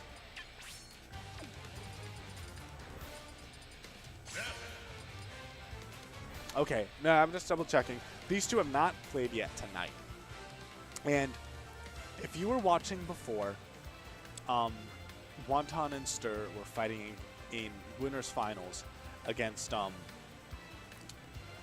Utopian Rain and Gen. And the big thing that happened to them there was they got edge guarded. Because even though Stir was playing Roy, the concept still applies to Ness for sure. So the question is whether they're going to be able to avoid that this time around. And I will say, Bar's not the type to go off stage. He's, you know, like more of a, I'm going to stay on stage, ledge trap you, juggle you, you dash attack, you dash grab, you do all the pity stuff. Reno, on the other hand, Reno will go deep. Reno will drop down, he will hit you, he will do whatever he has to do because he enjoys that sort of play style. So the question is, I think that it's really going to be the offstage play is going to be in Reno's hands, and we'll see how he deals with it. Because if you're not killing Green Team early, whew, they hit hard. As we're seeing right now, this is sort of a Green Team sandwich with them just, they're a static team, and you can just tell in the way that they play. They realize when their teammate has an opening, and they will just help out with it. That was actually so good, sort of. And now, okay, Reno's out of the picture, and Wonton almost has KO punch. There it is. Oh, he's gone, though. Will he be able to save him? No. The way that he was... I wonder if there was possibly some, like, extended PK Thunder angle. Oh, my God. Wonton is crazy. Yeah, I'm talking about how Reno's going to be going off stage against these guys. Yeah, Wonton does that too. It makes no sense, but it doesn't have to make sense. Did Dark Pit not make it back? Like, Pit's recovery isn't that great, but it's not great because of the distance it covers. It covers so much distance. So, wow, good stuff for Green Team. Right now it's 5 stock. Actually, this is more even than I thought it was, especially if Red Team cleans out Stir's stock here, which honestly would not take much. Okay, yeah, just goes for that forward throw, trying to pass it to the teammate. Oof. And you got to be paying attention right now with all of this rage on Ness and KO punch, but KO punch no longer live, but that rage on Ness sure still is 170. Red Team just not finding the kill. I think an up throw from Pit might do it. But yeah, look at that. That back throw from mid-stage almost killing. Oh, they end up trading right there, and finally back air takes Stir out of the picture, but it's a little bit on the late side of things because Red Team is down to 3 stocks, and Reno, I think that's it. Yep. Just DIs into the blast zone. Very smart. If you know you're dead, if you know that there's no way you're coming back from something, just DI to die. Because those like frames that you save might be enough to like actually keep you in the game. You know, or like basically get back in time to help your teammate. And right now, yeah, Red Team really needs some type of edge guard. Oh, I like that. Oh, he's dead. What a mash out. That mash out was so crucial. In case you don't know, Ness's forward throw has so much base knockback, and I think he could have forward thrown instantly, and Reno just would have died. But as it stands, yeah, Red Team still alive here, but considering that Bars has taken 96%, they have so much to be scared of. I like that. The teammate helping out, but ooh, Little Max got armor. He doesn't need to shield. He's just fine throwing out that side B once again. What? Oh my God, if Wonton died from that, that would be the second most Wonton thing I've ever seen. But no, in the end, he ends up making it back, and this is still a horrible 2v1 situation. The forward air, oh my God. And that was like bad DI from Reno, and you saw he didn't even like go like 5 feet.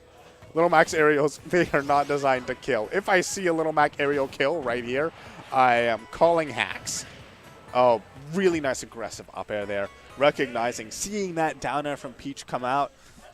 And if you whiff, Ness is going to, he's going to let you know what's on his mind. His head is on his mind. His head is his up air. He's going to up air you. Oh, man. Oh, Bob Leon, fun fact, graphic design is my passion. I actually know the guy who started that page, like originally as a joke.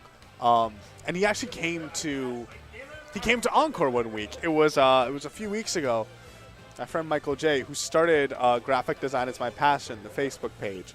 And it just blew up, and he was just like, I don't know what to do with this. I don't want this Facebook page. He was actually just like, I mean, I made moderators, but like, it's somehow like, he's like, like the head moderator or something, and he's just like, I haven't touched it for a while because it's scary. Anyway, that game one, pretty decisive for Wonton and Stir. And I think one of the big things is, like you saw, Ness survived to 170. If you look back at Gen and Utopian, the way that they were playing against this team, yeah, they were not living that late. There was no way they were living that late. And granted, you don't have Rosa, you know.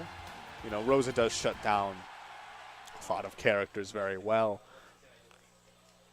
But they've still got a lot of power, especially within Peach.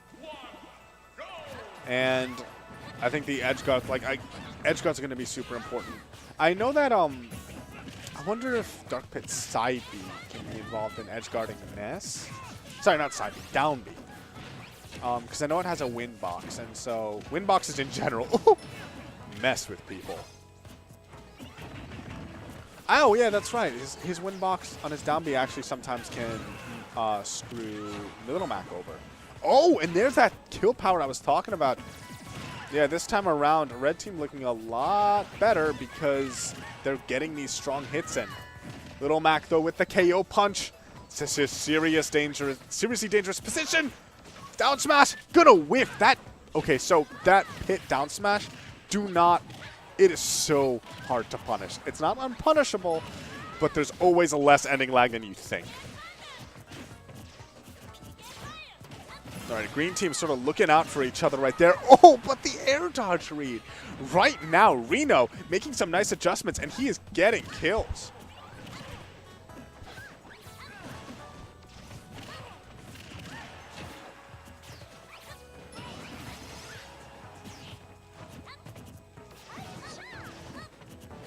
Okay. Oh, a nice up air, though. That's the sort of static team thing that I was talking about before, where he does it once, and I don't know if Little Mac can come back from that. Wonton holds on to his jump. He did not. And all of a sudden, this is it's 3 stocks to 4, and both of those 4 stocks are mighty fresh. Looks like Red Team made some really good adjustments, especially because I believe this is the same stage as Game 1. So it's not like there was a stage counter pick that really became a huge factor. Instead, it was purely just some type of game plan change that Red Team has adapted, and it is paying dividends. But, oh, and he once again whiffs the KO punch. We haven't seen one KO punch connect this game, and those are one of those really, especially in doubles, can swing momentum so hard. Like, if you got that KO punch right now onto Dark Pit, all of a sudden you're looking at, like, a 1 stock difference. Oh, I don't know if he's making it back from this, though. Yeah, it's such a dangerous position to be in. 2v1 as Ness. This is almost a that's all she wrote moment, but oh wait, no. Don't sleep on the kid. Okay, gonna force to upbeat. That's what I was talking about before. That was actually the B reverse down B in order to get in his way. Pushing him back. He ended up going the complete wrong angle. Might as well have been a Mario cape right there. And that means that Reno and Bars taking game 2, setting up the score to be 1-1. Green team, look at this. So Wonton and Stir the Kid definitely thinking about what their counter pick can be, how they need to approach this game. They're discussing it, and the pound hits are in effect, which means that we are moving on into Game 3. It's going to be on Town and City, and I definitely agree with this. Not just because of, you know, Little Mac, of course, loves this stage, and you see Wonton kill with up B so much. That and the fact that technically Little Mac KO punch does kill earlier, which I realize that's like, it normally kills at like 15%, but now it's going to be killing at like 10% or whatever. I'm not sure on the exact numbers, but it's not a pretty thing. Anyway, getting back to this game. This is by far the most even start we've had so far this set. Oh, but Little Mac KO punch completely missing that tech chase. And that means that Wonton gets basically a huge stock out of that. Peach ends up getting back as well, but Peach off stage not really caring that much. Back pretty easily, but back throw. Oh, not DIing for the back throw. You have to remember that that's Ness's go-to option. Forward throw almost never kills unless it's, you know, some cheeky Smashville situation. So that means that just DI for back throw, man.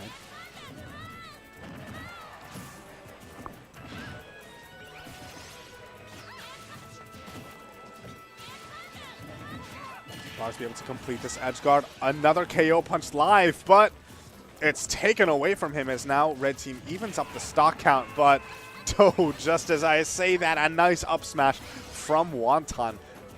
Taking out Bar's stock. All of a sudden, this is looking pretty dicey for Red Team. I think that Green Team, they're not getting edge guarded nearly as hard. It feels like overall their stage control, their presence is much more effective. Look at the way they're grouping up together. Oh! That's not a stock trade you want to take, though.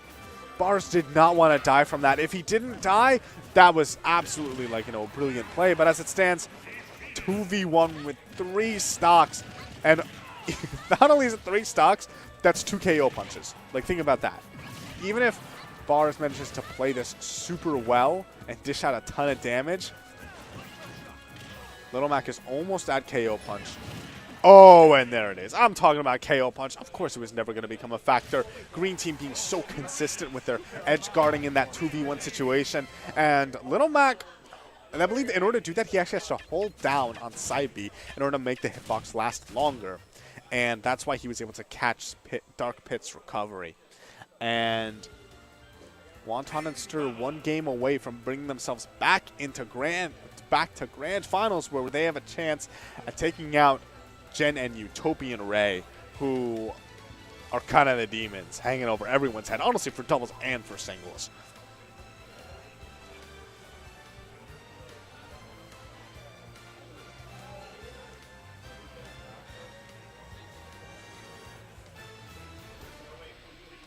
They're definitely thinking about it. We're having some words exchanged. Milk is in the background texting. Is he going to be in the other camera too? No. Takes evasive action. All right, back to Smashville. I believe we have DSR here, so I assume that means it was gentlemen to this. They did not object to it, so I mean, yeah, I could see that. Wait. Hold up. Reno and Bars counterpick to Smashville? I mean, I can definitely see why they'd want to move away from Town and City, but Little Mac and Ness do so well on this stage. Normally Little Mac, like, you know, struggles on this stage, but the fact of the matter is, in doubles, he doesn't have to worry about the platform so much. Oh, and that's a KO punch live for Little Mac. He's still retaining onto it. If this edgeguard can be completed, that'd be huge. Oh no, he makes it back, and he has that shot, and he misses it. A beautiful evasion from Bars the Journey. He's got him on the ledge right now, reading the ledge jump, but Wonton not biting. Oh, that's one thing that Wonton is so good at. The way that he pivots between targets. And Little Mac just has the frame data to do that, you know.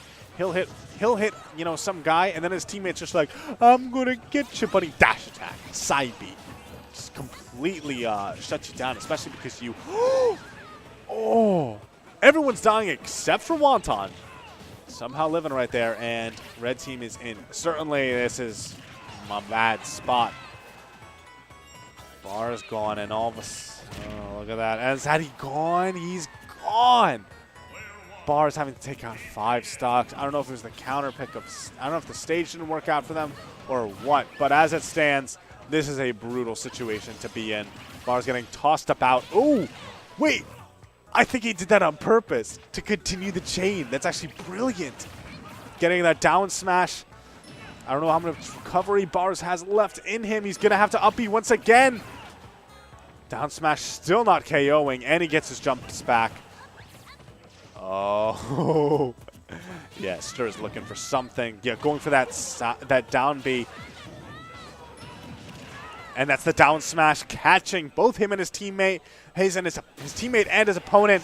But his opponent is going to be surviving that, meaning that green team, Stir and Wonton, getting the run back against Utopian Ray in Gen. And that's going to be pretty... It's going to be interesting, purely because the fact that Winners Finals was a 3-0. A convincing 3-0. Like, I don't know if Green Team ever came, or like, you know, Wonton and Stir ever came close to, shout outs to Barry, ever came close to beating, taking a game. It was just super consistently in their favor. I don't know what, I was saying before that the possible adjustments would be, what if they don't get edge guarded? Which is a whole lot easier to do. Is a whole lot easier to say than to do. But at the very least, they've guaranteed themselves second place. But, you know, here in the Smash team, you never want to settle for second. You always want to go all the way to the end, regardless of how distant the chances are. Because if you look at that opponent next in your bracket and you say, well, time to go my joke character, time to hope I can hit him twice. That's not the spirit of somebody who's going to keep on going. And you know, Stir and Wonton, 2 players who have improved a ton, who are one of the perennial, you just see them all the time here in Westchester. They are a static team, and just because Winners was a brutal slobber knocker on their end, not going to affect them. They're going to come into this new and fresh, and the question is how fresh Ray and Jen are. Because they've been playing Fortnite in the corner, and from my experience, that means that they are about to give someone sauce. Actually, though, I don't know how Ray... I know I just had, like, this whole rant thing, but, like, I don't know how Ray plays Fortnite. He comes here when the venue opens, gets on the Fortnite setup, plays for, like, 5 hours until, like, you know, his tournament, like, Smash starts, plays, like, 40 minutes worth of games, goes back to Fortnite until 2 a.m. By the way, Encore open till 2 a.m. It's pretty cool. Let me see this. Yeah, they're hovering around Smashville for game 1. Let's see if that's what ends up happening. It will be. And so now we're getting into it. This is the culmination of this entire doubles bracket. Stir going Lucas. So in winners, I think this is a good adjustment. In winners, he went Roy. And that's because he did not want to deal with Ness Rosa, which is notorious. It's honestly, it's a joke how bad that matchup is. And Lucas Rosa, still a bad matchup, but especially in the double setting, there are 2 big differences when it comes to his recovery, because that's the real issue between, you know, for Ness in doubles against a Rosa, is that, you know, he just has his up B snatched, boom, you're dead. And Lucas, because he can go down so deep, and because he has that Zaire, it means that Rosa has to make reads in order to kill him. While I'm talking about this, yeah, Green Team is, they've got some vengeance seething underneath them, because look at this, already having taken Gen stock, and, oh, finally knocking out that KO punch. Will he save his teammate? He doesn't even need to.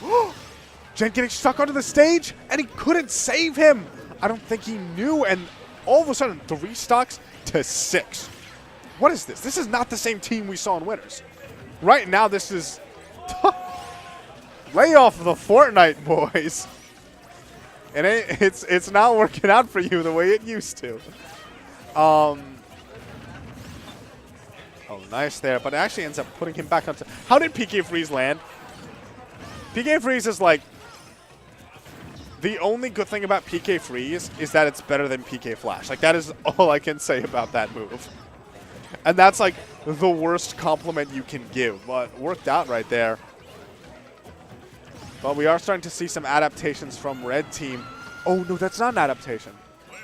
So right now Jen is getting, like, it ends up becoming a 2v1. And you notice Stur just took a ton of damage, 110%. Oh, I think he might make it back though. Look at that. That's what I'm talking about with the going deep. He is having no trouble recovering from all of that.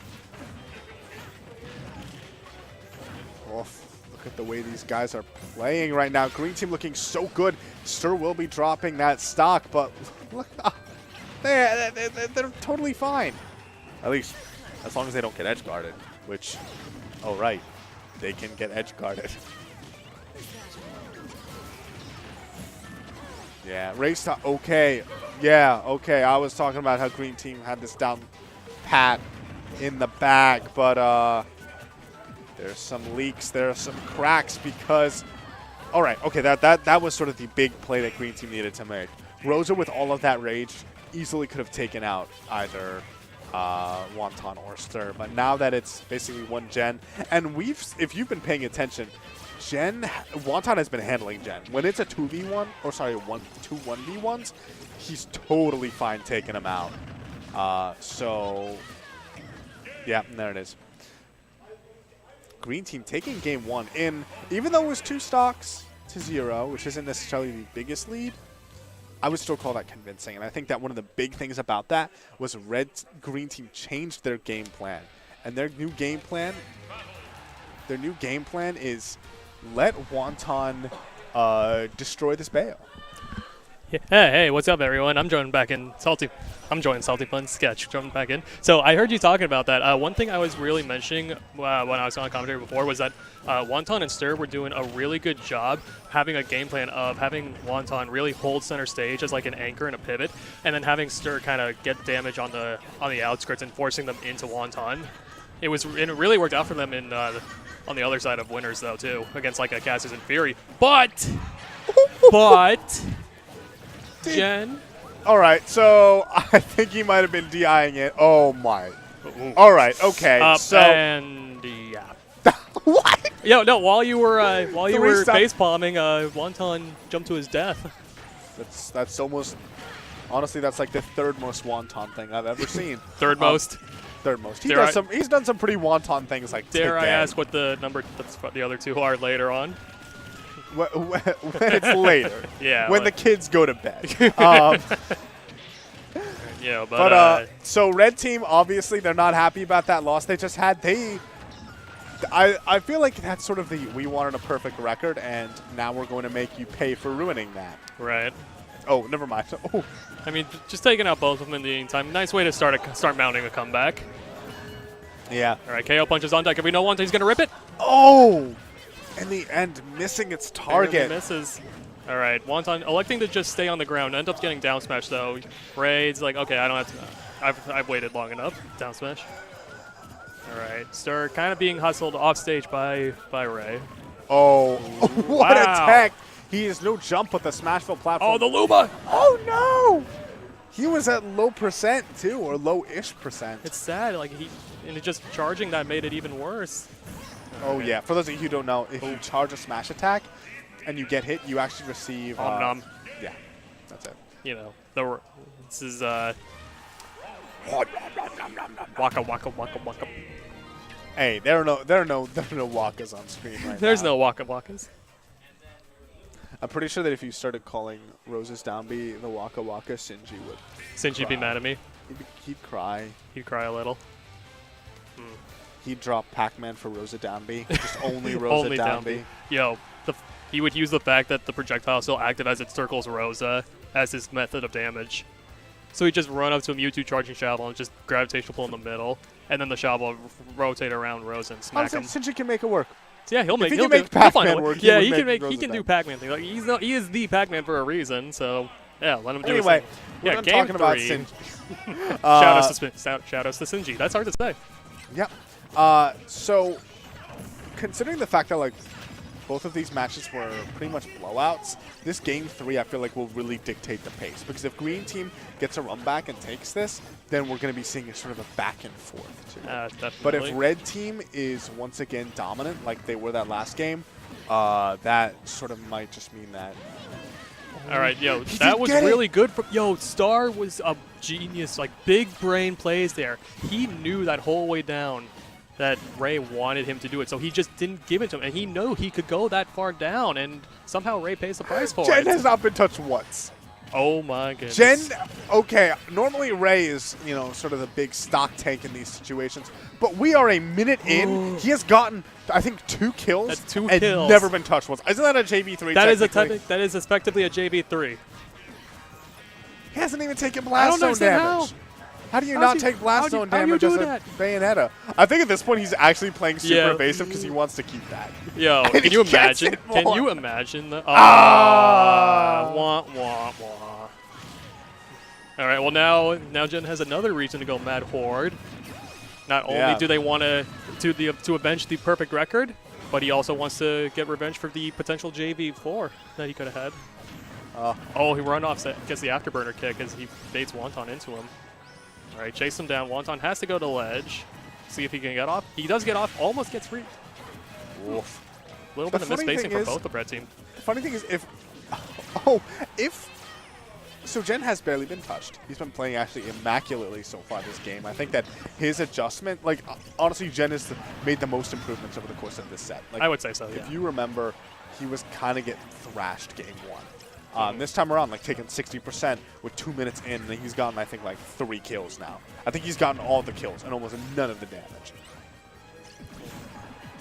All right. And actually, though, there's an interesting fact is that Ray is on his last stock. Yeah, that's the thing, is that right now technically stocks are even. Yeah, they are. They definitely are. Like, I think that if you're a red team route, you really want to prioritize getting that stock off Lucas so there can't be a share stock situation. And there it is. Yeah. Also, KO punch from Little Mac. Oh, yeah. We that's haven't gonna be really coming. seen it being a factor for a long time It's now. gonna be But he's probably going to let it rip as soon as he gets an opportunity. yeah. Yeah, that's one It's- thing. Wonton is definitely he's definitely trigger happy with it, but he's very intentional with it. He is very intentional. But the thing is that in doubles, in singles, it's great to use the KO punch to strike fear into your opponent. Yeah. But you don't really get that fear in doubles. You're right. There's too much going on. If your opponent's just like, I really don't want to mess with Mac when he has KO punch, you can just go in 2v1 the other guy. Oh, actually, Jen interrupting with the Ray's wall. Oh, this could be big though. Oh, he's able to tether back, and he gets. All right, up smash. Back air. Ooh, back air into which Oh, was. that smashed the eye. Did you see I that? did. That was good. All right, but Ray's going to clean that up. And right now, Ray and Jen, 1 game away from just closing the books and walking away the grand champion. And will Stir and Wonton be able to contest that at all?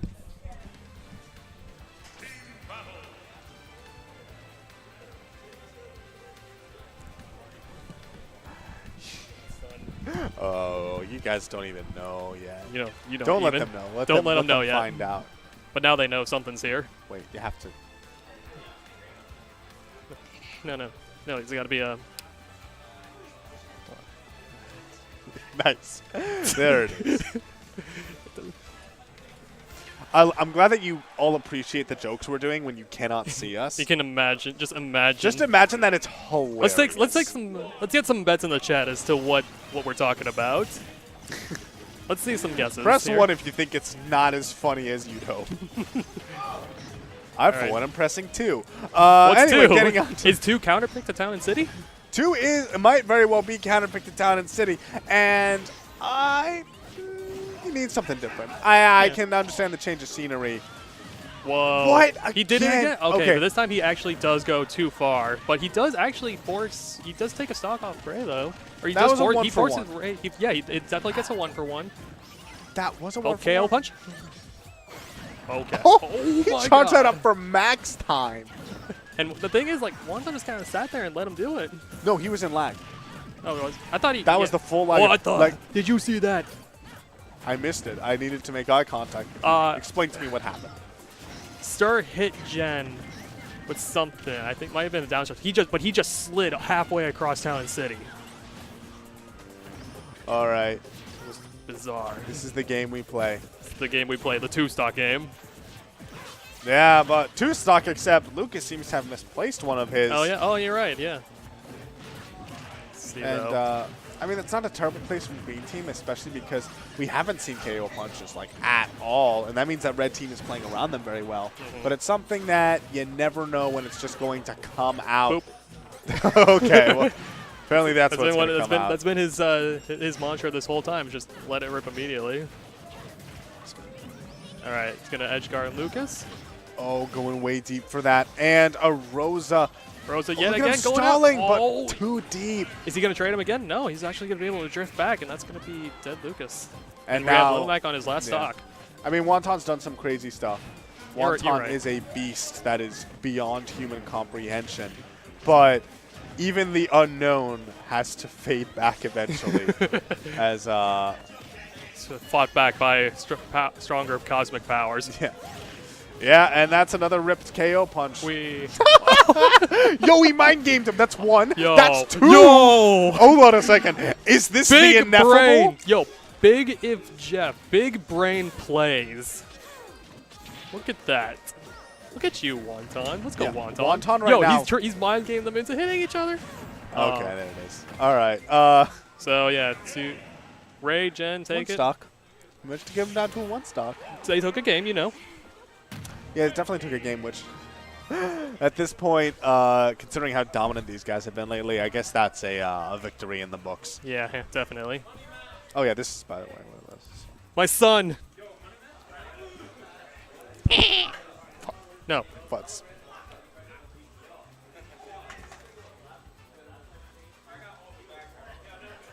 Oh. They should really make it like, you know those dolls that like you push, they can push something in or they're like changeable? Mm-hmm. That's really what they should do. Reversible. Like the Yeah, reversible somewhat ones. reversible. Oh, yeah. But anyway, thank you guys for tuning in. We're actually going to be moving into the next stage of Encore here, which is I think what most people tune in to see, which is yes, the singles. And for those of you who maybe haven't checked the bracket, and if you hit exclamation point bracket, you will Excellent. see what kind of bracket this was tonight. It Yeah. was absolutely crazy. This is a very unique bracket for Encore. We have a lot of contestants who don't normally come out to this stuff. And we're so far right now, we're up to winner's course, and we're getting Jen versus Noku first. Yeah, let me just let's quickly just go over. We had 21 entrants, which was like, there's still a lot of finals going on, so a lot of the Encore regulars weren't able to make it. But But in among terms those of 21, people, and as far as the skill goes behind it, it is this was actually maybe high. one of the most stacked tournaments I've ever seen. Like, if you look at this, Metal went 0-2. Yeah. Milk went Freaking 1-2. Milk went 1-2. Oh, you took out Milk. Nice. He Good stuff. said he'd had like 3 beers. God damn it, Milk. Yeah, I guess you could say it wasn't whole milk. Yeah, Ace went 1-2. Oh my God! All right. Oh, yeah, that's right. yeah. Jen does this. Yeah, no. Jen has that cheat that he's been putting work into for a couple months now. Yeah, no, and it is definitely, it's graduated from Pocket Chic a while ago. I will never forget when he took a game off of the Buzz, almost taking, like, brought him to game 3 and almost took it. What bracket was that one? I don't quite remember. One of them old Xenos. The old Xenos. By old, I mean, like, Xeno 103, Some- 104. Okay. All right, but he's going to be going up against Westchester resident and contender Noku.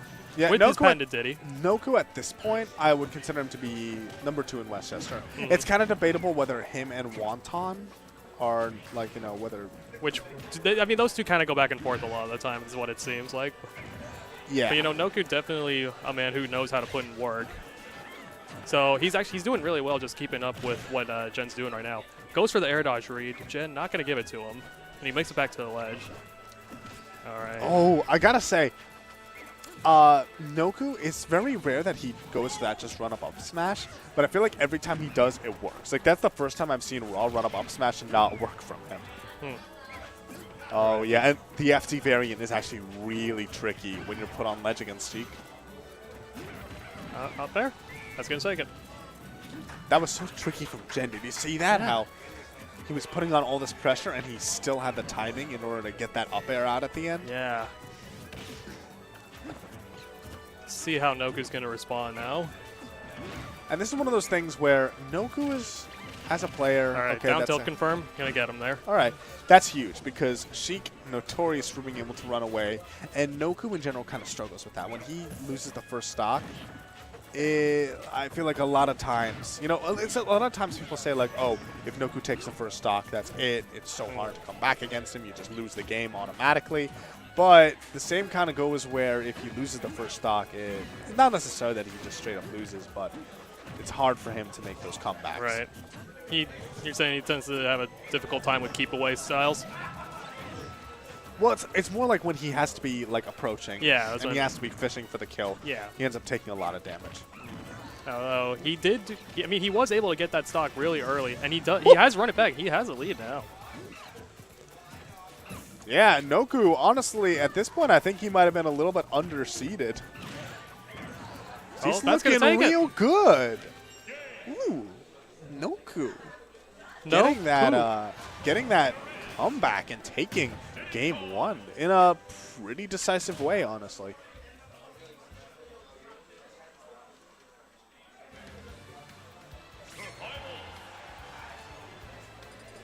All right, counter pick is going to be FD. You know, the other popular Sheik pick. Well, this is Diddy.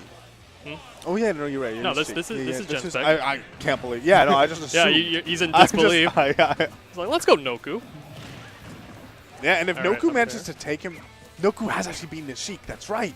I really? forgot about this.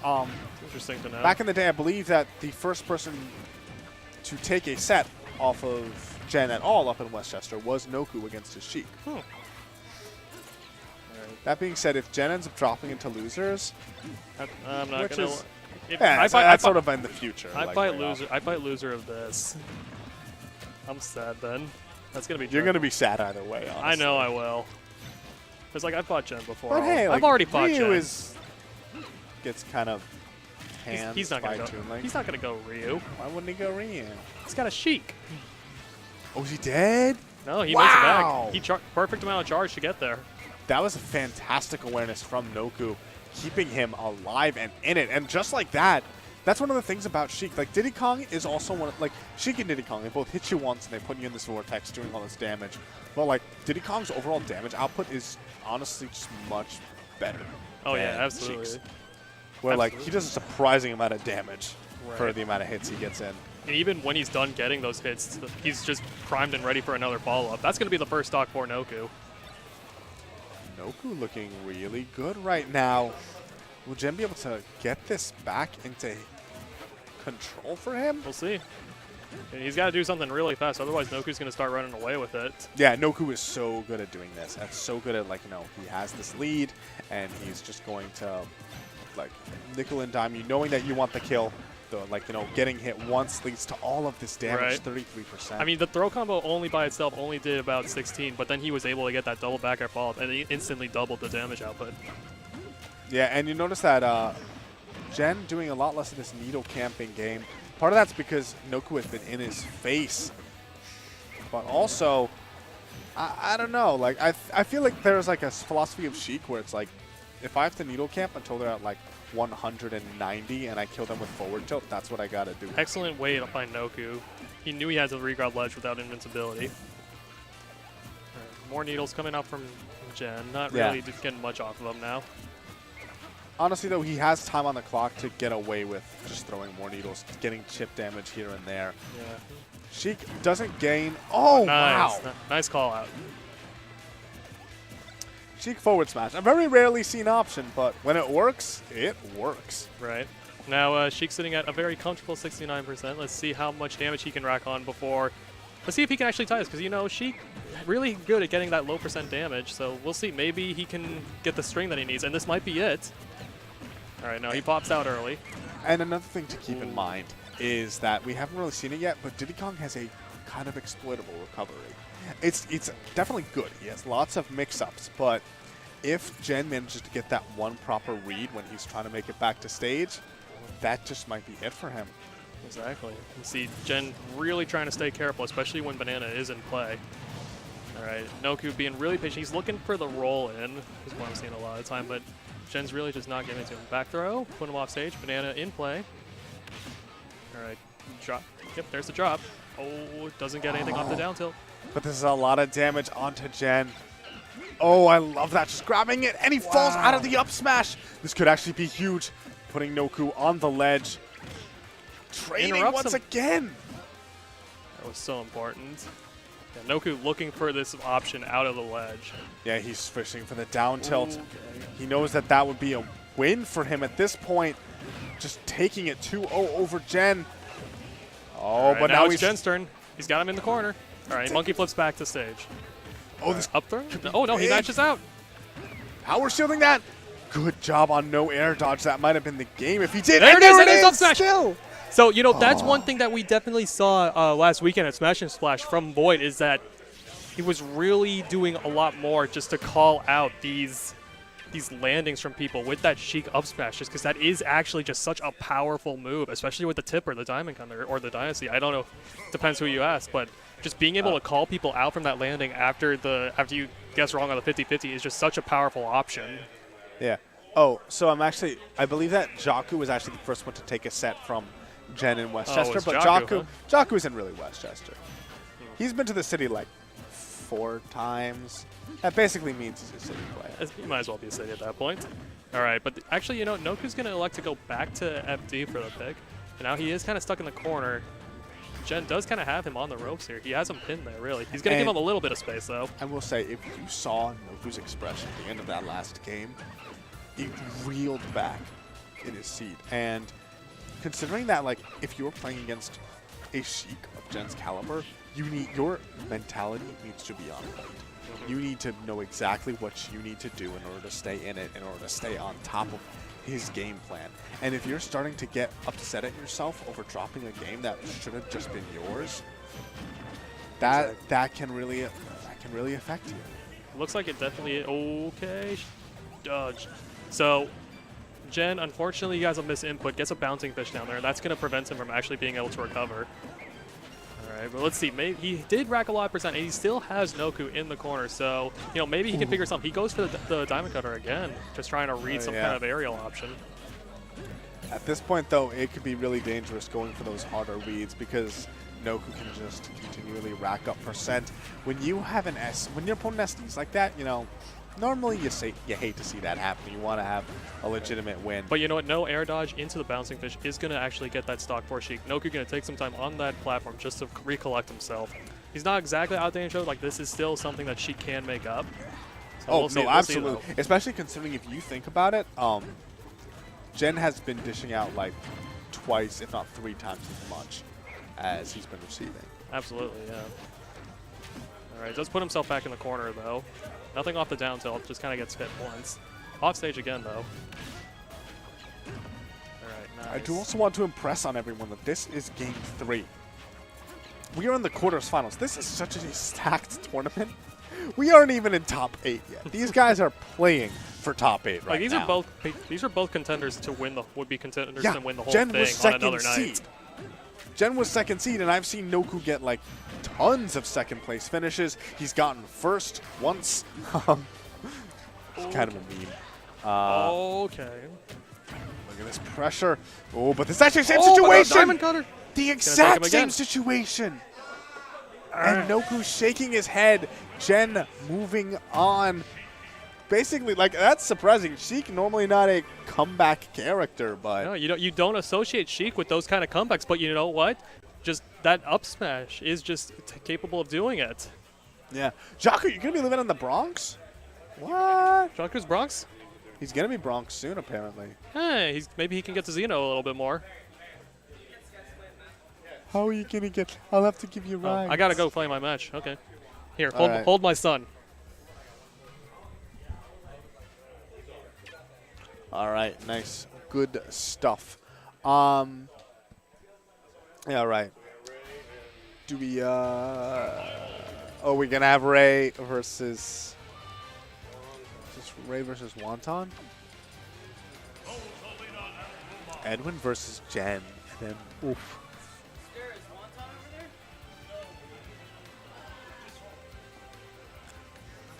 Westchester is, oh, the Choku Classic.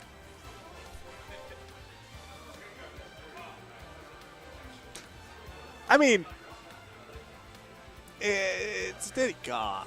Sometimes he doesn't kill. Also, sometimes he's stupid. So, give and you take. Anyway, let me give you some updates on how these games have been progressing. Mega versus Dragoon is happening right now in Losers. I'm very excited to see what that is. Fury versus Stir the Kid. Oh, Reno went 0-2 tonight. Like, how does this, like, this tournament was so stacked. Not only did he go 0-2, there was, like, understandable. When you look at the bracket, you're like, yeah, no, that's what happens. You go 0-2. Fury versus Stir the Kid is going to be happening. 809 taking out Cassius. Cassius going to actually finish off in 9th place. Noku fighting Sketch for 9th. And Dragoon, I just got news from this. Dragoon taking out Mega 2-1. So Dragoon is in top 8. That is, we might have 2 Little Macs in top 8. Although, actually, if Wonton Warrior loses this, he will probably be, he'll be projected to fight against Dragoon. That means a Little Mac Ditto. Let's get that on stream. Hey.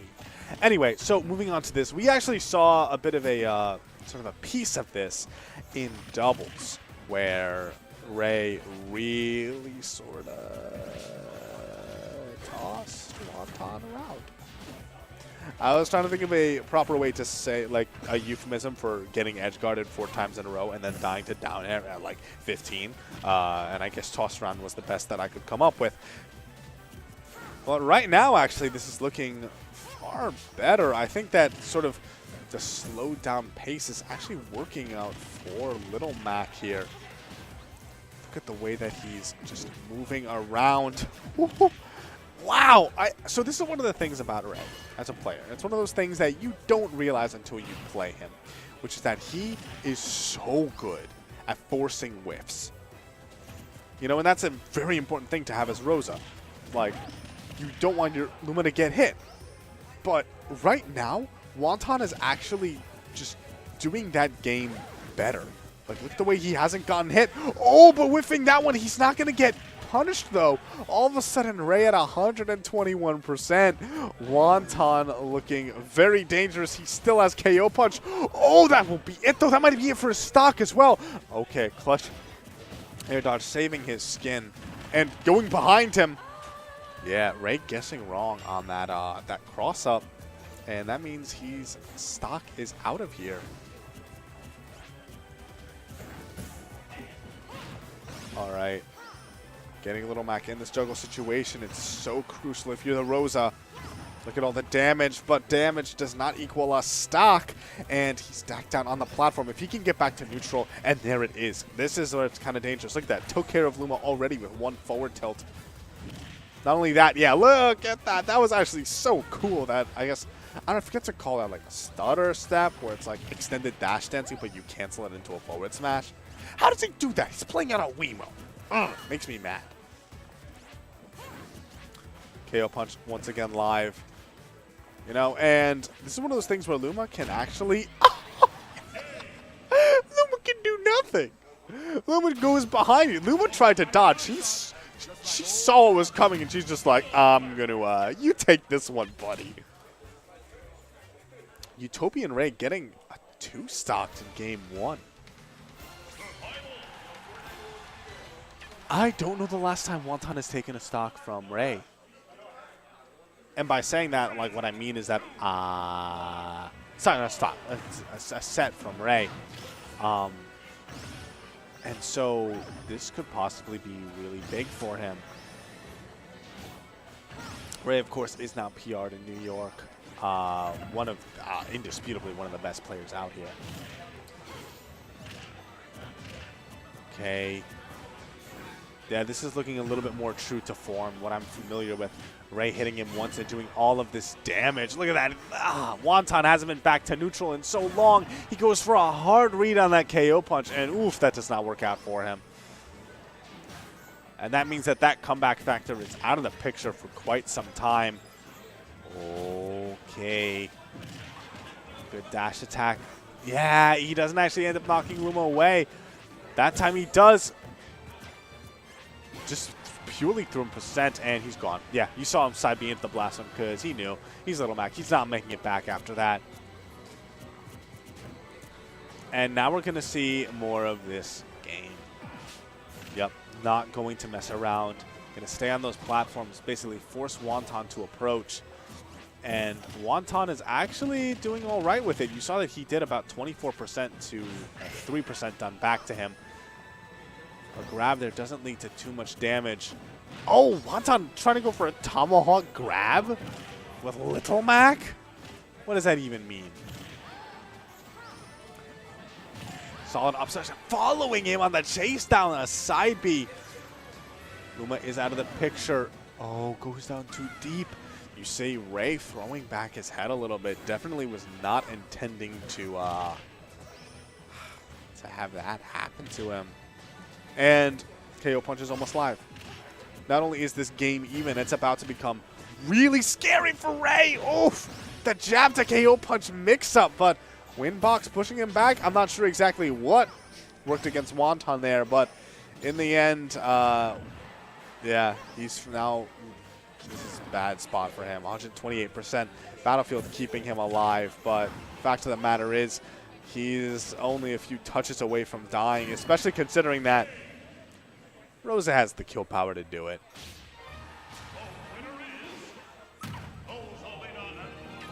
Utopian Ray kind of on a little more in line with what I would expect. Takes game 2 pretty decisively. Wonton thinking about it. Taking game 1, it feels nice. You know, you're like, I have the lead. There's a chance I could take out this really dangerous player who I've been sort of nipping at the heels of for so long. But it's not enough to just take game 1. This is the best 2 out of 3. And we're actually going to have Lilat for game 2. Sorry, game 3 here, rather. And Lilat's a very interesting pick. Some of you might say, why would Little Mac counter to Lilat? Lilat's so bad. It's tilting. And I'm like, well, Sonic Main 223. There are a couple things about this stage that does, in fact, make it good for Little Mac. One being that he's able to cover those platforms so well with his up smash, as we're already starting to see. And the other thing is it's a little bit more nebulous, which is that Lilat is jank. That is true. That's a fact. And sometimes if you're the Little Mac, you got to embrace the jank. It's something that Wonton does absolutely for sure. I've seen him do kooky things. Look at that. Who full up airs as Little Mac? Wonton does, and it's confusing and makes me feel things that I probably shouldn't. Hold on to his jump. That's so smart, but oh, a side B into him was not. And that means that Utopian Ray still manages to have this good lead. Wonton just stay still to forward smash true combo? How does that work? How does Wonton figure out that that's the right option? Look at this. He's keeping it dead even. Despite getting that brutal edge guard at the beginning, he is honestly pretty dang close to taking out Utopian Ray. He's only a few bars away from KO punch, and once that happens, Ray has to play around it. And although Little Mac, oh, is that it? Oh no, I'm talking about how close it was, but yeah, you gotta just appreciate the way that Ray plays the advantage state, pushing him up and out and hitting him with the slightest tap. And that's it. That's all she wrote, as they say in the opera. And now we're going to be moving on to next stage of, oh, lots of people eating. That'd be nice to do. Haha. Noku versus Sketch is still going on. According to, wait, let me hit that fresh reset button. See if I can get you guys a little bit more updated on this bracket, or you could type !point bracket in the chat, and our friendly bot will help you out with that. Ooh, all right, okay. This is a cool thing to see. We are now officially in top 8. Edwin, who has honestly made such a strong resurgence back to New York. He's been up in college. He told me that he played Smash like twice the entire semester, and that's understandable. That's what a good little physics major does. But now that he's back, now that it's summertime, now that the wind is in his hair, he has been taking names and kicking butts. Like his rate of improvement, I don't know if I would call it improvement, just sort of reaching back to his old prime. And this matchup will be a very curious one to see. At the top level, or at least what essentially is top level, you know, you see, whenever I see little Pac-Man versus Bayonetta, I always think of a little set that happened at Genesis 5 between Shinji and Lima. And in a way that does really sum up this sort of the struggle that Pac-Man has to deal with. He can spend all of his time walling out playing in terms of projectile game, taking on the damage. But the fact of the matter is that considering Bayo's comeback potential and the fact that Pac-Man kind of struggles to kill, there is no point at which Pac-Man can get comfortable. Right now, percents neck and neck. And one thing actually, you know, I'm sort of likening Shinji's Pac-Man and... Yep, there it is. The latter just closed it out. I was just going to say, I've been likening Edwin and Shinji's Pac-Man, but Edwin's Pac-Man far more aggressive. You'll know he'll get in people's faces. He'll throw out the grab. It's not so much about taking time and setting up traps. It's more actually about abusing Pac-Man's surprisingly good frame data. Oh, I think forward smash might have actually taken the stock there. As it stands, the fact that he wasn't able to close it out is a dangerous situation for Pac-Man to be in. The rage is only getting stronger.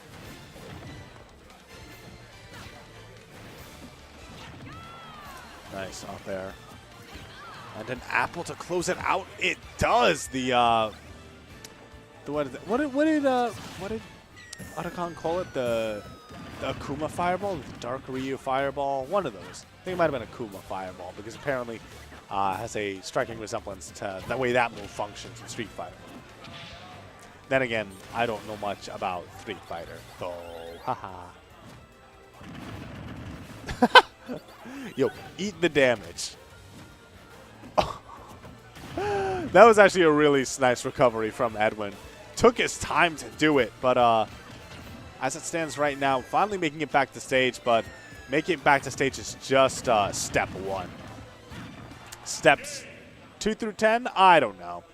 Probably one of them is avoid getting back aired and dying. So as it stands, Jen taking game 1 pretty convincingly. Edwin, he also has a lot of characters under his belt. He has a Sonic, he has a Mega Man. Not necessarily characters that do great against Bayonetta now that I think about it. Sonic notoriously struggles in that matchup. I don't think Mega Man does particularly well either. So he will be sticking with the Pac-Man. Oh, it's such an unfortunate thing to see. But the way that Pac-Man's grab works, it's sort of meant to be. You know, the joke is that it's a 4th taunt. It does not function the way normal grabs do. Oh. Let's see how this is going. Edwin right now kind of, for the first time really, a little bit of a lead. At the very least, keeping it very even. And the way that Jen has been playing, he's been, still really evasive. Not eating that much of a punish each time, but not necessarily dishing out the hurt as well. This is much more of a poke battle this time around. Looking for a big opening. This might be it. Oh, great hydrant in order to get out of that pressure.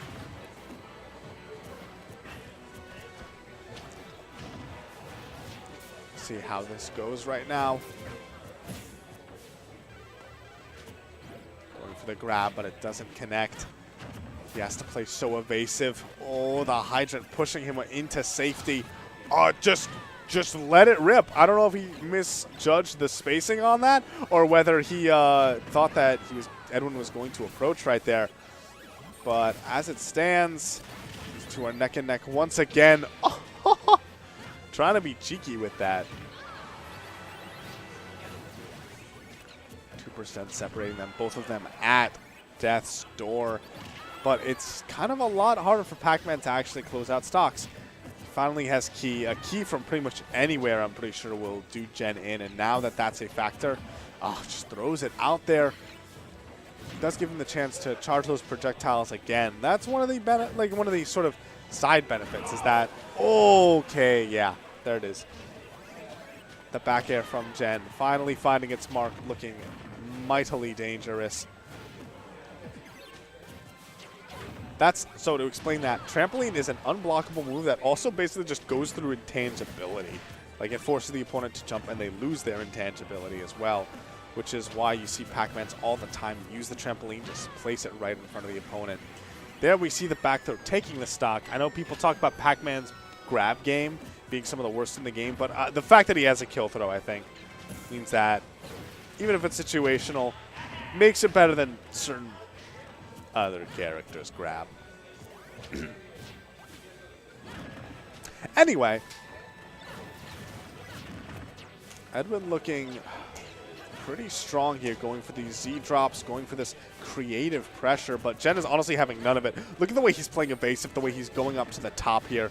You know, I'm remembering that just a short while ago, he was almost taken out by Noku, and he does not want to have to deal with any shenanigans this time around. Just playing the game the way it should be. Not necessarily the way that, you know, Edwin wants him to be. But, look at that grab actually managing to land. And, okay, some solid reads coming out from Edwin, but not that much damage. Especially considering that Gen is able to retaliate so much harder. And that should be it. Yep. No need for anything else. Gen standing in the middle of the stage. They're both smiling about it. They're both chill. They're both bros. And Edwin is going to have a bit of a rough time. Like, losers right now is so dangerous that even though he's such a solid player, nothing is going to be easy for him. I think he actually has to fight. Let me double check this. Loser of S. He's either going to be fighting Wonton Warrior or Wonton Warrior, Fury, or Dragoon. I bet he's hoping it's Dragoon. Little Mac Pac-Man is how you say a little too aerial for Pac-Man for Little Mac to even get a handle on the matchup.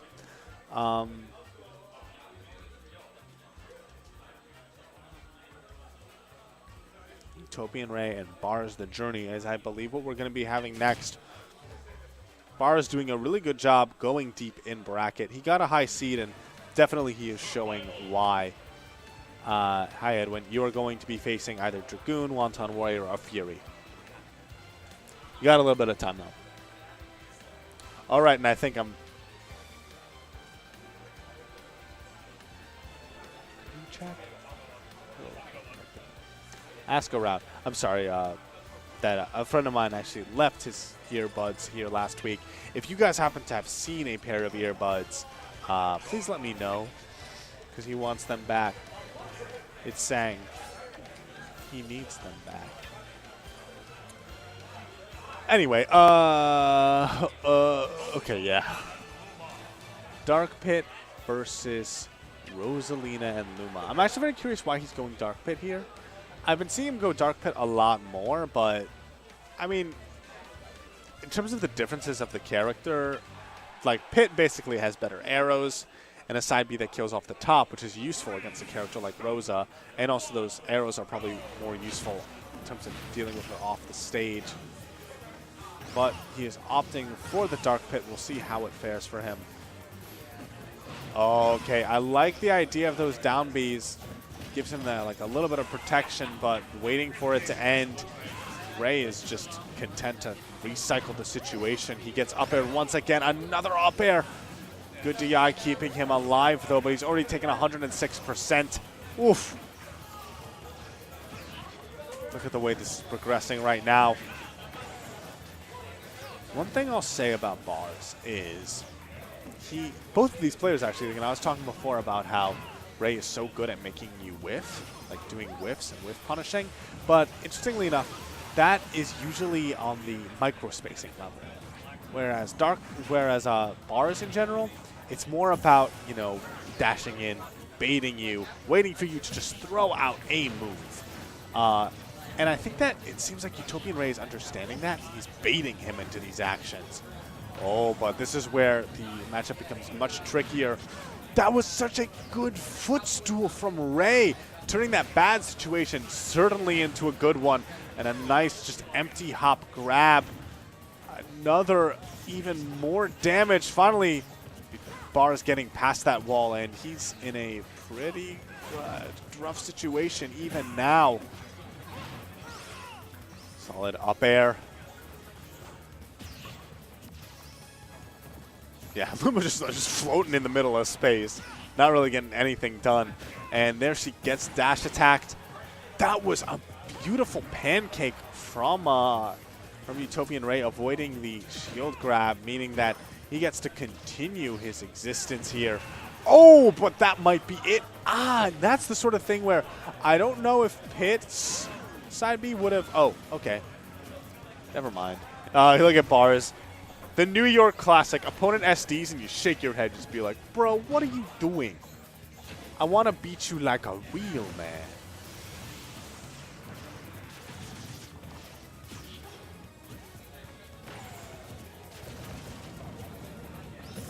Oh. All right, Bars. He's evened up the stock count now, and he's looking to get these juggles in. Lilat, definitely the way that he covers those platforms, really good for him. If you are also in general, when you are playing against Dark Pit, okay, fantastic ledge trapping. That's something that Bars does. If you are playing against Bars, and I'm just going to keep telling people this because maybe if he hears it enough and people start really doing it to him, he'll mix it up. He does neutral get up all the time. Like, it is his most popular option. As in, like, you can shield in front of him on the ledge and he will neutral get up. Right there, Ray being aware of that does sort of this like mega bait and ends up getting the Luma hit of down air in order to kill. 3, 2, 1, go! We're moving on to game 2 though. We'll see if this is a if Bars make some nice adjustments. Already being pretty good. These platforms are a lot better of a setup. Look at this. He's just putting Utopian Ray on the platforms and extending this damage back and forth. Oh, but a little bit of an overextension there with a side B. And now he's the one stuck in this juggle situation. How will he get back down to the ground? Burns all of his jumps. And with that, he's actually back in the game. Taking a lot of damage, though. I like that side B just alleviating some pressure from the Luma, but now he's back in that same situation. That high up B was really nice. Oh, there he is, the roll. Nice. It's good to see that he is, in fact, mixing it up.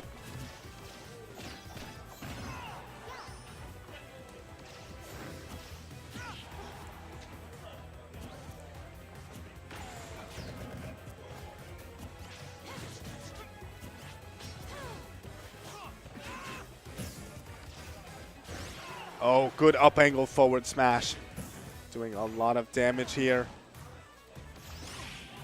Oh, that's so beautiful, using the lunar landing to even force him off the stage. Right now, Bars is in a tricky spot.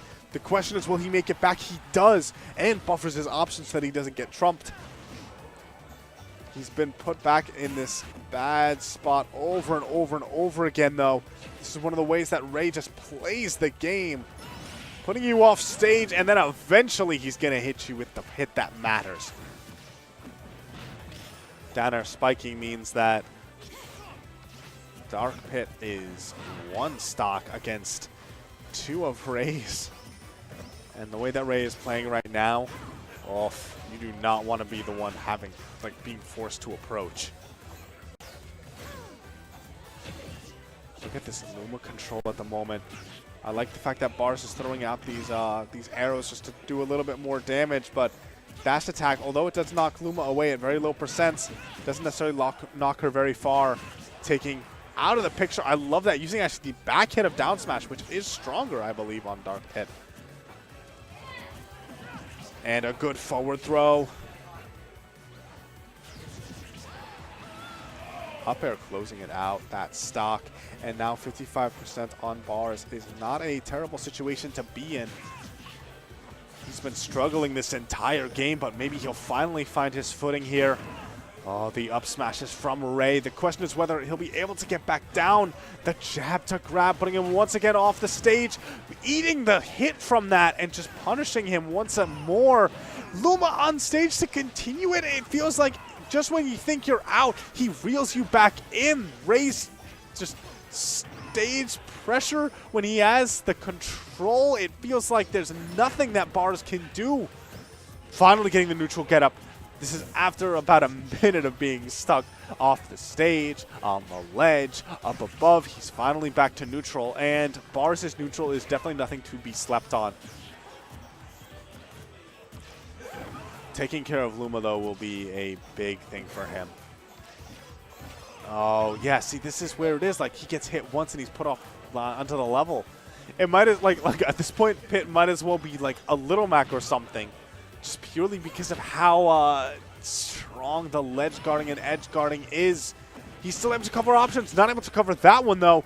And honestly, this is actually looking okay for Bars. Oh, that side B though!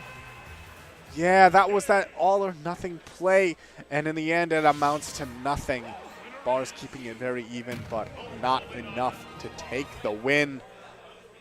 Topi and Ray moving on to winners finals, where he is sort of living up to his seed. And we'll see how he fares against the other side. Oh, hey, Ralphie. Nice to see you tuning in. If you, yeah, Ralphie, take a look at that bracket. This tournament was like so stacked. So stacked. There were like a ton of NYC players who I was not expecting to be here, but yeah, they came out in droves. I brought about 5 players with me. And then I get here and Bars is here, Cassius is here. Ralphie, you would win this tournament? Well, you know the funny thing about that, you ain't here, so yeah, you would win this tournament. I get that, but you didn't. How's being at home treating you? Hardest match would be Cass? I mean, Cassius is already out of the tournament. Cassius has been such an interesting case lately. I know that he's not as much of a, not really doing the same. Yeah, no, I'll do it to you, man. You can talk all you want about taking this tournament, but in order to have already won the tournament, you at least need to show up. Oh, and I think the earbuds that people were looking for ended up being found. Nice. Good to know. Yeah, Ralphie, come up next week. I know that there are actually a bunch of other people who are talking about coming up next week. I know that Smash Nintendo expressed interest. Zyvon might be coming up next week. It's like, Ralphie's already won next week. Okay. Well, then we don't have to run a bracket. That's nice. If you need a ride from the train station, let me know. I think right now we are waiting for... Oh, Utopian Ray and Jen are actually going to be... I'm sorry, it's just like, that's exactly what we were kind of expecting. Okay, Bars actually hopping right back onto the setup. This is 809 versus Bars. Very curious. He's going Mario. Oh, ho, ho. So there was a point where, you know, Smash has had, it's very interesting, the iterations of the meta. because there are certain characters that are very strong and do very well with the Smash 4 mechanics, but just do very poorly against a certain character. You know, it might be Cloud, it might be Bayonetta. And there was a point where Mario, who I've heard sort of cross pretty consistently, is Meta Knight's worst matchup, was really what was keeping Meta Knight out of the upper echelons back in like 2016, like back when but like right after he got nerfed, but he still had potential, and like all the Marios were doing really well, and everyone had a Pocket Mario. It was just really hard to make it work, and this is sort of a return to 2016 here, as the Pocket Mario from Bars is right now putting in a lot of work. Matchup so far going pretty well for him.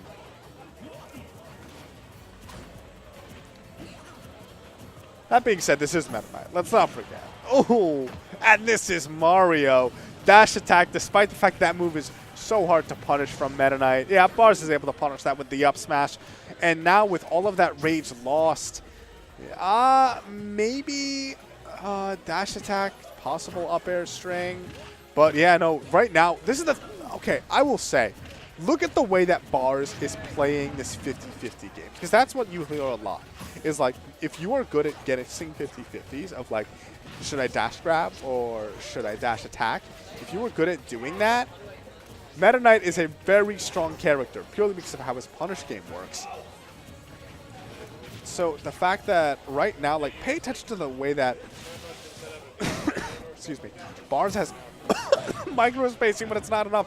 But pay attention to the way that the Bars have been, like, shielding the dash attacks, avoiding the dash grabs. And granted, at this point, all he needs to do is make that one mistake. Oh, the aggressive forward air. That might be it for him. No, just going to back throw. Put him in a situation where maybe he throws out the stock. He does by reading the ledge roll. And now a Meta Knight with 74%. Bars has to play this very carefully. Whew. Look at that evasion. Okay, finally getting grabbed there. Eating quite a bit of damage. 85. Oh, okay, this is where possibly big things might happen. But using the aerial drift from Mario, Bars managing to keep himself out of a possible footstool combo. At this point, I'm not sure, but I feel like if Bars gets dash attacks, he might die. Okay, but yeah, not going for these dash attacks. Instead, just recycling, putting him on the ledge.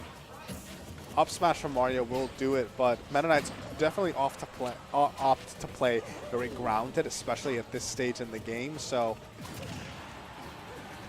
up smash, and the forward smash not even enough to do it. Yeah. Oh, one thing, that's right, I forgot about that. Flood makes this matchup so difficult, because if, like Meta Knight loves to use that up B, but if Mario, dodges it, like if he goes for a 50-50 and gets this wrong, Mario can just, like, technically kill him at 0 because he just floods him, puts him off the stage. That might be it. Falls out of it. Very unfortunate for 809, and the back throw going to do it. No, and this is a last hit situation. Net09 bringing this all the way back from the depths of destruction. The tech chase, but this time Bars guessing right.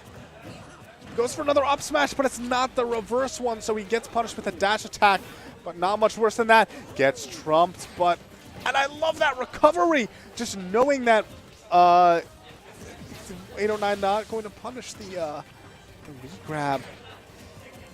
Look at the way Bars is playing. There's a minute and a half left on the clock.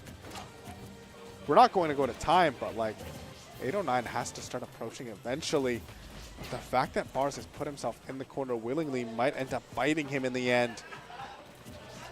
Look at him not willing to approach at all. Oh, look at that. The flood pushing him back. He's in his face, goes for the shield grab, but dodges it. Look at the patience right now. You can tell the hunger. Bars finally committing a little bit, but neither one of these guys have gotten a hit in so long. I was saying how this probably won't go to time, but look at it right now. There is a minute left on the clock. Bars looking for this grab, and there it's going to be. Finally taking a breath of, yeah, you see him taking a deep breath there.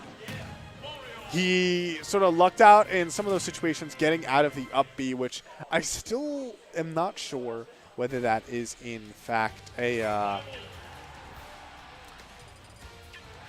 still not sure whether that's like a DI based thing. I know that with Zero Suit it is, but I think it is actually with Meta Knight, so I think that was just good DI from Bars. If not, though, please let me know if it's just some Smash 4 random jank. Oh, up tilt combos. This is another thing that makes the matchup difficult for Meta Knight. Mario combos him super hard. It's funny that there are these certain like characters that some characters really struggle to combo, but Mario just absolutely gives them some of the juice. Diddy Kong is another character that comes to mind. That Mario's combo potential on Diddy Kong is kind of crazy.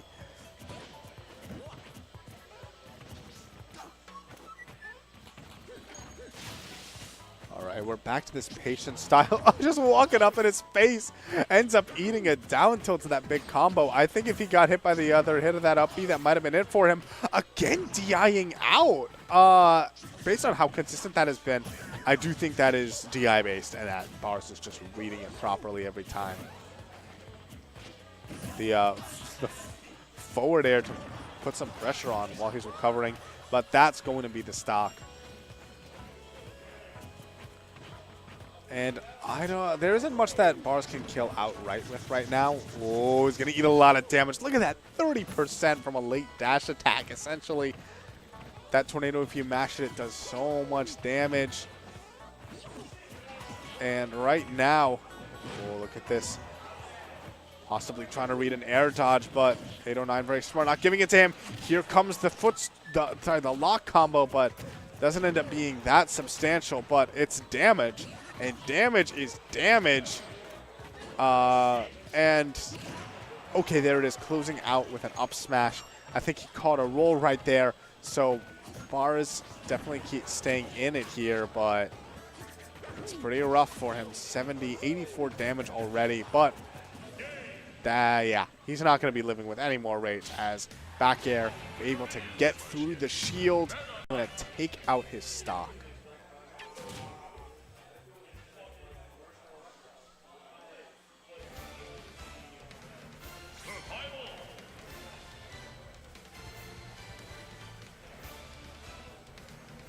Bars is thinking. He does have the possibility to go pit. I don't know how pit Meta Knight is.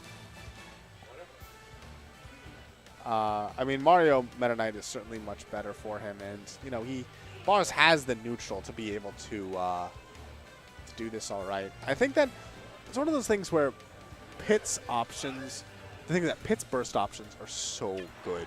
You cannot underrate how good his burst options are. The same is kind of true with Meta Knight.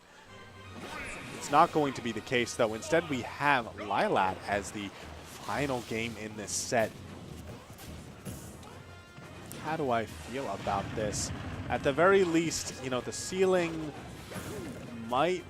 is inconsistent, which could work out for either of them. You know, Mario's up smash is going to kill off the top, and of course, Meta Knight has what he does, looping, de-looping. Oh, yeah, that's one of those things where you notice he has no real combo-breaking move.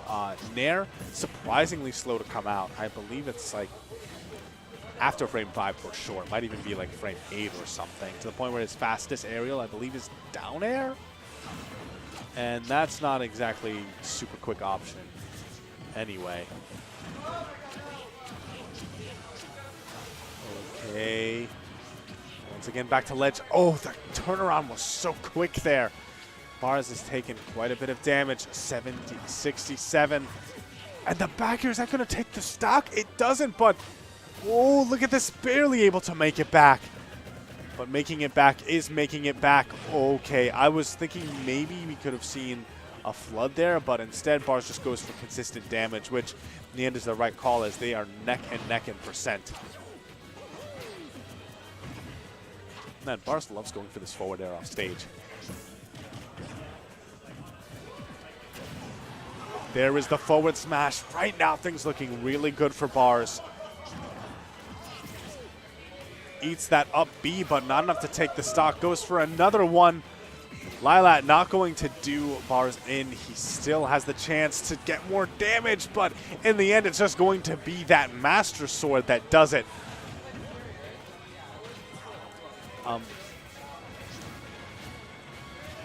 As we see it now, look at this. These guys are going even back and forth. I like that. Look at that neutral B, knowing that Bars was not able to catch him. With Flood, though, I'm not sure. Maybe, like, because if he ran halfway and then flooded, it might have been able to push him off the stage before landing. I'm not actually sure about that. Oh, boy. That was so much damage. Not taking it just yet, but look at that 80% onto Bars' body. And considering that he was playing the beginning of this game so well, this is a really... It's slipping away from him slowly but surely. Great job covering everything with that down smash. This could be it. Falling out once again. Bars not opting for a flood or anything. Oh, he got the air dodge read, but not able to position himself correctly. There are ways for Bars to definitely keep himself in this. Up B doing more damage. This is percent's not actually too bad for Bars. 82 to 109. Especially considering that up smash might do it at this point. Very smart. Not air dodging. Not giving him that option. We make it back. There's that neutral get up, but that time it was very well timed. Dodging the dash attack, hitting with forward smash, but it doesn't kill. And, oh, extend. Oh, look at this. Extending off stage might be a really bad call. And so he doesn't do it. He has no invincibility. Once again, that's the third time that 809 just doesn't punish the regrab. If that happens to him again, though, I guarantee you that Bars is not going to be looking too pretty.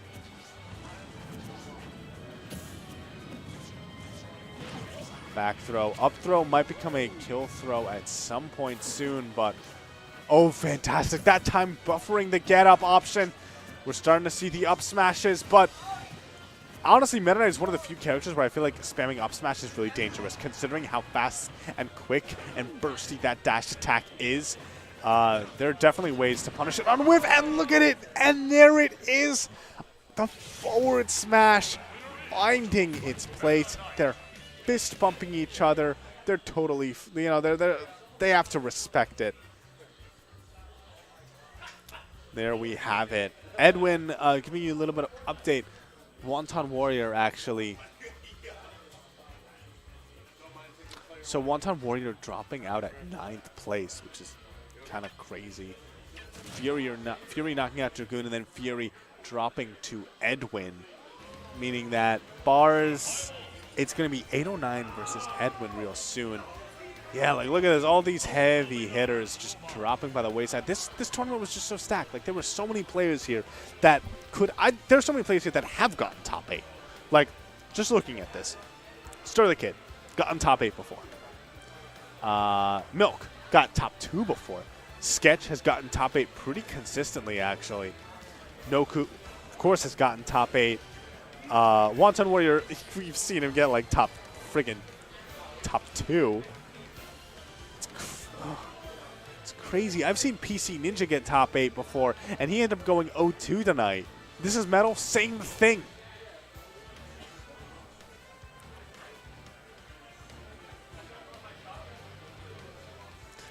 Yeah, that is one of the things about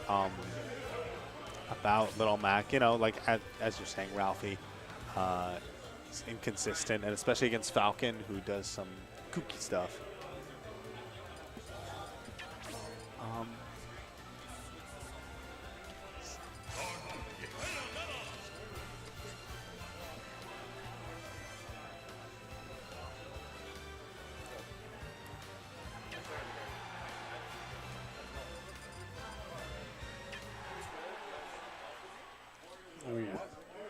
And here it is.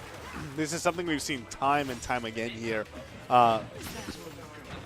Ray versus Jen. And Ray is one of those players that probably one of the last people that Jen wants to be facing down. Of course, his main character is Ryu. And Ryu Rosa is, I'm trying to think of the best way to describe it. Up air to up air to up air to break focus up air to get edge guarded. I'm pretty sure that's the best way of describing that matchup. It is not a fun one. Yeah, Westchester did not make it very deep today.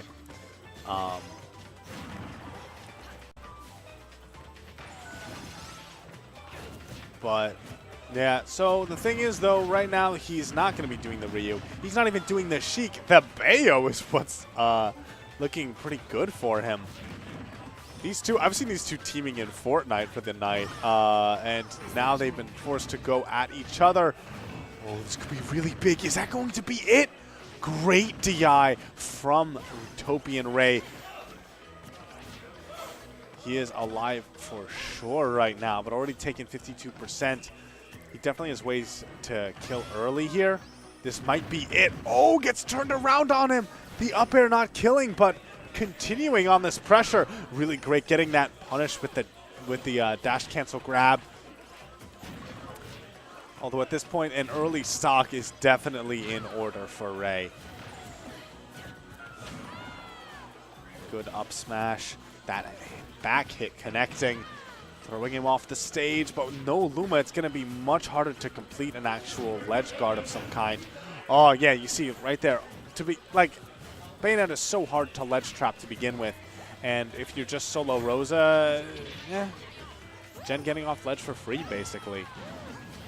Good up air, and that one's closing it out. And now this is the situation where if you are, in fact, Jen, it's not so cut and dry.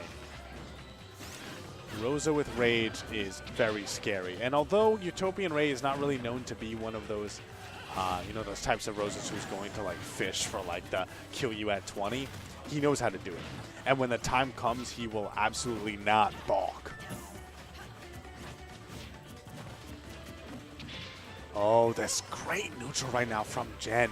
The way that he just dances around him and then gets the grab, scaring him into shield, knows what Utopian Ray is scared of and is going to adjust accordingly. Oh, this is possibly very big. Putting him off stage on the ledge. Great up B, but I'm not sure exactly what he's looking for there, but the back air, nonetheless, finding its mark, taking that game one for Jen.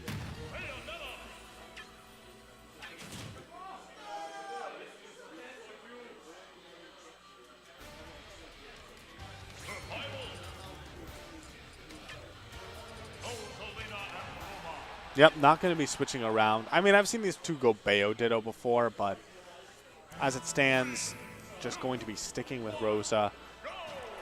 The character definitely has the tools to make the match up work. It just happened to be that last game. All right, yeah, this is a thing that Utopian Ray does.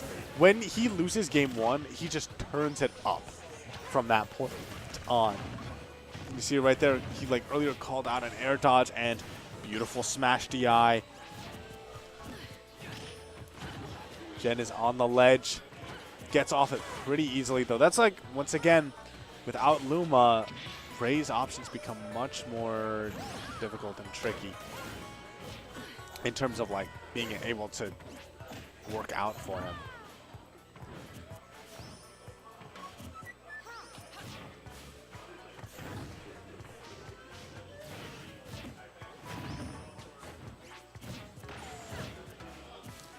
He's going to have a tunnel landing lag. Okay, just goes for the up smash raw right there. Wanting to get guaranteed damage. Down tilt, putting him on the ledge once more. Luma has been out of the... I haven't seen Luma become a factor in so long. Part of that might be the fact that Utopian Ray going kind of off stage whenever, Jen is. And Jen's moves are just knocking Luma out of the picture.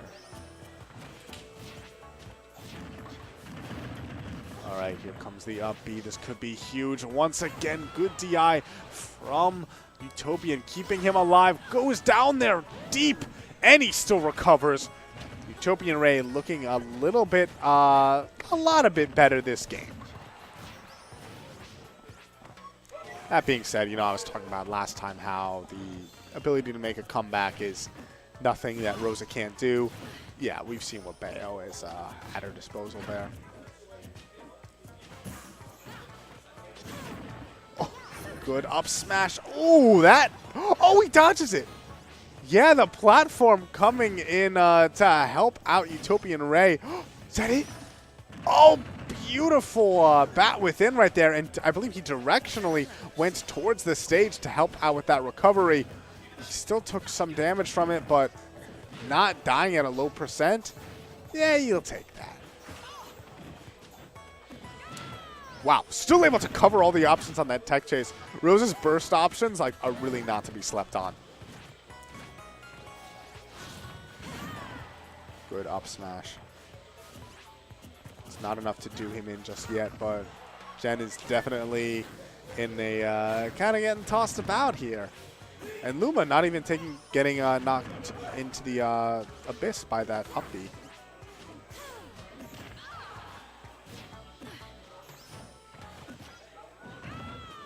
Down throw. Oh, I love that. That's something that you see Ray do at higher percents. You know, like forward throw, yes, it'd be good damage, and you would get stage position. Dude, the Luma control right there. Whew.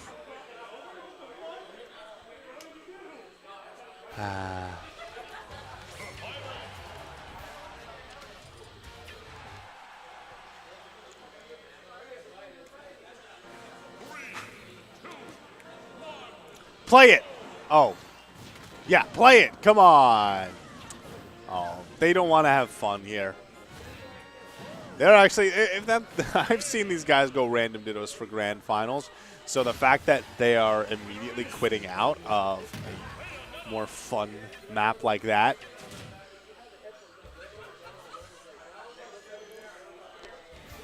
Jen definitely not messing around right now.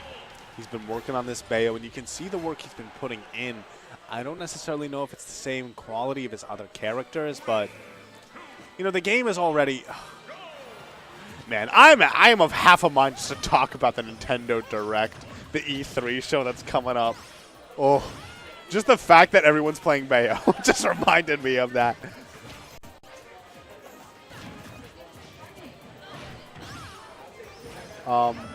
Is he dead? He's dead. All right, cool, neat, awesome, great. That's right, we are going to have an E3 viewing party here. I invited a bunch of NSM guys. I'm not sure how many are going to come through, but I am absolutely coming through next Tuesday. Oh. Yeah, only Rosa can do that. That's what Ray is teaching us. He's going to have a lot of landing lag, but landing on that top platform, really smart. Yeah, I'm actually really excited for, like, all of the Smash 5 stuff. Like, maybe I'm a little bit of a you might call me a dreamer, but I have a lot of faith in Nintendo, just based on how they've been doing lately. Because if WiiU, like, here's the thing, like, if we were to talk about it with consoles, I'm going to do an SAT comparison here. WiiU is to Smash Wii U what Smash for Switch is to what the Switch has been doing. Like, there's so many opportunities. Like, Smash as a game is going to blow up. Not only that, but the pure lasting power that it has. Ray taking the game. Pure lasting power it has. Yeah, I heard about Smash Switch on eShop. I don't know what that's about. Maybe I've heard rumors about a demo. In which case, yeah, I don't have to go to Nintendo World and wait like 8 hours online for 15 minutes, which is going to be pretty cool not to have to do that. Nice.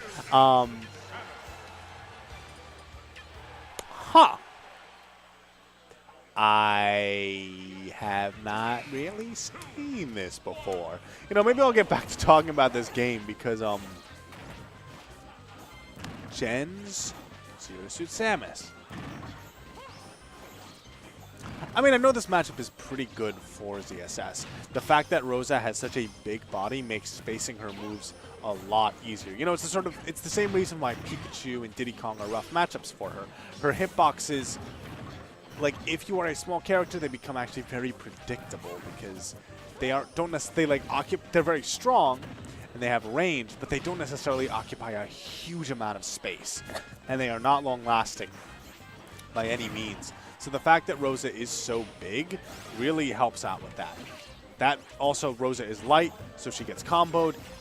You get grabbed at 30. Rosa's like the classic character that's just gonna die from that. So I definitely like the idea behind the counter pick. But this is Ray. Ray's not going to get done in by spooky matchup.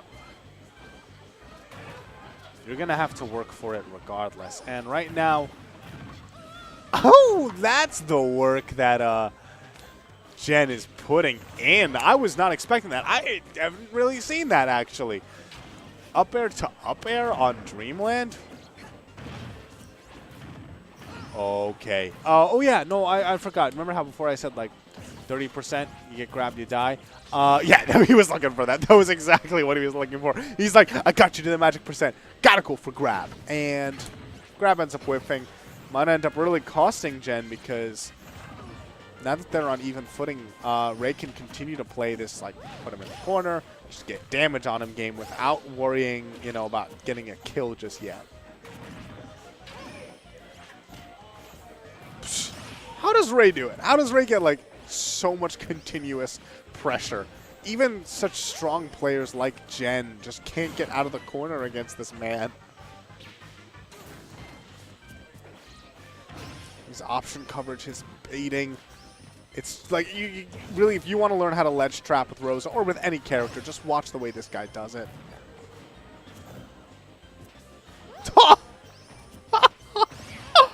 Did you see that? Just faces away from him. By facing away from him, he actually just made so many of his options just null and void. It was like a message about it. And now, this is going to be it. 134%. Next, oh, that was almost the same thing. Was this going to be it? Okay, yeah. Oh, I've been talking about how Ray has been doing all this stuff, but now with a bunch of damage, all of this rage on Jen, I feel like up B from anywhere will kill. That back air almost did it from mid-stage. And Lua's gone. And with Lua being gone, oh, that's it! That's pulling a little bit too quick to the trigger. You can see that Jen is not very happy about that. The ZSS, though, working out surprisingly well. I was questioning it, but hey. Hi, guys. Does anyone else want to join in with me for commentary? You know? Survival. Okay. Mega Man. All right, we're gonna see the Mega Man. Meta Knight.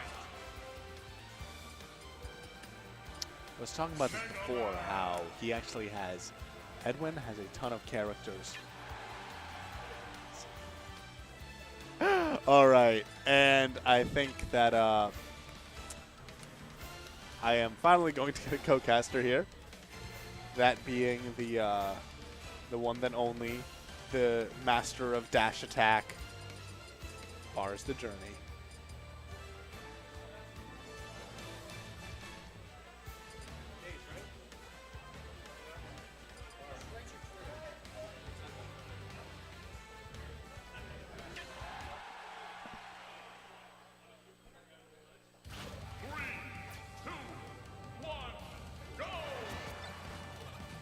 All right, yep, getting into this game one here. It's been a little while since I've seen Edwin's Mega Man. It's been a while since I've seen Edwin in general. So seeing his Mega Man is certainly a treat. And so Edwin, of course, has a bunch of characters. Yeah. He pretty much plays every defensive character that you can think of. So why do you think he picked Mega Man over, say, Sonic or Pac-Man? You know what? I'm not really sure. I would say that Sonic would be the best choice, but he might not be too comfortable in the matchup. Because if you didn't know, 809 also used to play Mega Man. He used to be a Mega Man Meta Knight co-main. So, yeah. So, I mean, right now Edwin's doing pretty well. He might just be the most comfortable character in the matchup. I mean, I think for sure it's working out for him. Those pellets, between the fact that he has no, like, the fact that Meta Knight has no projectile, I feel like Mega Man is exploiting that Yeah. really, really well. Like, you know, he's having to get in. You see right there, that dash attack normally would be worth so much to Meta Knight, but kind of the pellet trading. Yeah, I mean, like, I think in this matchup, I think it's probably even. And as I say that, he gets back aired. But it's just like, it's one of those matches where, you know, Meta Knight has a easy time juggling a lot of characters, and Mega Man has to be one of those characters that has a hard time landing. So. Well, it's very interesting because he has a hard time landing, but at the same time, his fall speed is pretty good. Yeah, and he's also heavy. He is also heavy. And Meta Knight, like, can juggle, but, like, that up air, it's very short-lasting. And the fact that Mega Man can, like, you know, he can just, like, bring himself down to the ground much quicker. Oof. Wow, that was a great drag down by Edwin. Didn't get too much off of it, but sends a message. Whoop. Grabs it right back. Okay, so seems like 809 really isn't capitalizing in the situations where Edwin is off stage. And I think that is a big point in the matchup. Because if you put Mega Knight, in Mega Man disadvantage, you have to hit him. Well, the thing is, it seems like he's going from the ledge trap perspective, and he's gone. Am I on? What? Am I on? You're on. I hear you. Okay, you can hear me. But I can hear you. okay. Can you not hear? Oh, do you want your volume turned up, maybe? His Yeah. volume? Yeah. So his volume. Can you hear yourself better now? Not. Okay. A little bit better. Okay. Yeah. So, Edwin took that first game. Pretty convincingly. Yeah, also. pretty convincingly. And I will say, this is I've never seen 809 come up to Westchester before. Oh no. Well. Yeah. Well, like 809 come up to Westchester before. No, 809 actually in one of the undiscovered. He actually won one of the undiscovered. Well, that's right. It's like this is pretty far back. So yeah, not even that far back. I want to say it was like maybe like the beginning of the year. Oh well, I wasn't here at the beginning. Also, he lives in Westchester now, so this isn't even like too far. Why is this the first time we've seen him then? I was about to say like, oh, he came all the way from the city. You know, he wants to make sure that this is worth his time and he's playing well.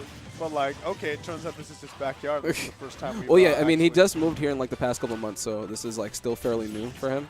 He used to be like a Bronx resident, but yeah, I think he's gonna start coming out more to these things, especially when Smash 5 comes out. So, but right now Edwin is see, one thing that's really good about Edwin, he's very good at the ledge, as you see with the back air on that drill. Edwin's very good at the ledge, and he's very good at punishing like standard ledge get up like really hard. And so coming from Mr. Standard Ledge get up himself. Hey man, I don't know, it's all I need to do something with my character. So I want to see if 809 can get something started, because right now Edwin is looking like he's just running away with his game. Oh, look at it. He doesn't, like, normally when you think of Mega Man, this is one thing about Edwin. It's funny, because he plays, like, every defensive character in the game. Like a bunch of defensive characters, but he doesn't play them defensively. Yeah. He, like, gets in your face. Like, he's one of the most aggressive Mega Man and probably the most aggressive Pac-Man I know of. You know what's really weird? I feel like out of all of his characters, he's like the most aggressive with Mega Man, and it's like really, really strange. Because it's kind of like when people play Mega Man, they play like really tanky and stuff like that. But Edwin's just like in your face, pellets. I'm gonna try to grab you. Like he's very grab heavy with Mega Man, and it's pretty like interesting playstyle. But if 809 could take this stock about like right now, he'll be in good shape. Ooh, that down tilt whiff. See, I don't understand how that whiffed just there. I don't. Oh yeah, you done. The balloon. So is that DI balloon. related? Because I saw you DIing out of that move quite a bit. Sometimes it could happen, but in that situation, that was definitely the balloon. You can't punish that on a platform like that. Especially 2-0 for Edwin. Yeah, that was a tough situation because I understand what he was going for, but the Smashville platform was moving, so he didn't get the DP out of shield that he really wanted. So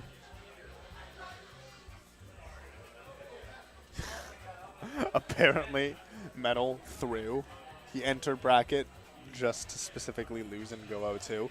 Did he Why? do that so he could go Why? into the 0-2 round robin? that's then- a thing. That's a thing. There's an Ban 0-2 round robin. Should I go 0-2? Do you win money for the round robin? You get venue for next week. Oh my God! I'm gonna throw next time. Are No, you serious? Fars, I'm don't do gonna that. throw. It only works based on the honors if, system. yeah, I'm gonna look at the bracket, and if I don't like the bracket, I'm gonna throw. I'm gonna look at if I don't like my path, I'm gonna be like, okay, you know what? I'll try again next week. Fars, Yes. please no. Yes. Yes. Oh. We playing for money out here, bro. But what happens if it's just every week? Hey, look. At some point, I'm gonna find a bracket that I like. At one point, I'm gonna find a bracket that I like, and then I will try to win. But if not, I'll try again next week. It's a game we play. And right now, this is another. That's. Anyway, is this a match we saw in Winners? This is the match we Yes. saw in Winners, where it was taken 2-0 by Jen. I know that Edwin almost beat Salem, and like he's good at the Bayo matchup. What? Yeah, he almost beat Salem. When? Oh, this is like, I forgot. I think it was Frostbite. Oh my God. But Salem is. yeah, I don't know what. Yeah, Salem's he almost deal beat is. Salem, but I would say that I feel like out of all the characters he has, Sonic would probably have the best chance of beating Bayo. Doesn't Sonic have like a really bad matchup against Bayo? It's not really bad, but Is it out just that of- Sonics are usually used to having like even or like 6-4 matchups? I want to say after. Okay, so I want to say out of all the characters like Mega Man, Pac-Man, and Sonic, it's definitely Sonic. It's definitely the best in this matchup. We've seen Shinji enough times get Rufio'd at like random Well, percents. The one thing I'll say is that I think that also has to do with Shinji's playstyle. He's very trap-based. He will get his setups. He, sometimes can struggle to kill for that reason. The way that Edwin plays, he's much more in your face, to the point where I don't think he has, in general, the same struggle with killing. I mean, you're Pac-Man, so of I course you're gonna struggle I with wouldn't killing. say that because I feel like Shinji definitely has a lot more setups, but I would say I don't think it matters. I just think that Bayo as a character makes it hard for Pac-Man to generate certain things. Like it makes it like usually Pac-Man would die. What is he doing? Yeah. Forget what I was just saying. Okay, you know what? Okay, forget what I was just saying. I was trying to make a point. Forget this. No, that was the mind game. Like my life. This is what we're doing right now. There it is again. All right. How many Edwin grabs with Pac-Man? See, that's the thing. It's conditioning. Now there's no reason for to shield. Oh my god. Bro, this is what we're here for. Think about Pac-Man's wow, you pummeled. You got the grab and you pummeled. You finally got Pac-Man's the pummel. I didn't even realize it. I was Pac-Man's pummel is so bad. But you know, why did they make his pummel bad on top of giving him the garbagest throw? I don't know. You know what's really weird? Like the Pac-Man's back throw power isn't bad. Like it's kind of strong, but it's like the frames are terrible / non-existent. The pummel's terrible, as you can see. So what? What's the Sakurai? Why'd you do this? That was actually an amazing read. That was so good. The funny thing is I feel like all the characters with unique grabs have really bad grabs. Well, I feel like Think about it. Pac-Man should be. Yoshi has a unique grab. Pac-Man has a unique grab. The Lynx have unique grabs based on their lore. Yeah. ZSS and Samus have unique grabs, and they all stink. Well, on that point, I actually need to go because I'm You're getting a the ride worst. home. I'm sorry, Salty. Sorry, Salty. I really appreciate it. And to that point, the difference is that all those characters either have a telegrab or it has very long range. So they're actually good grabs. Okay.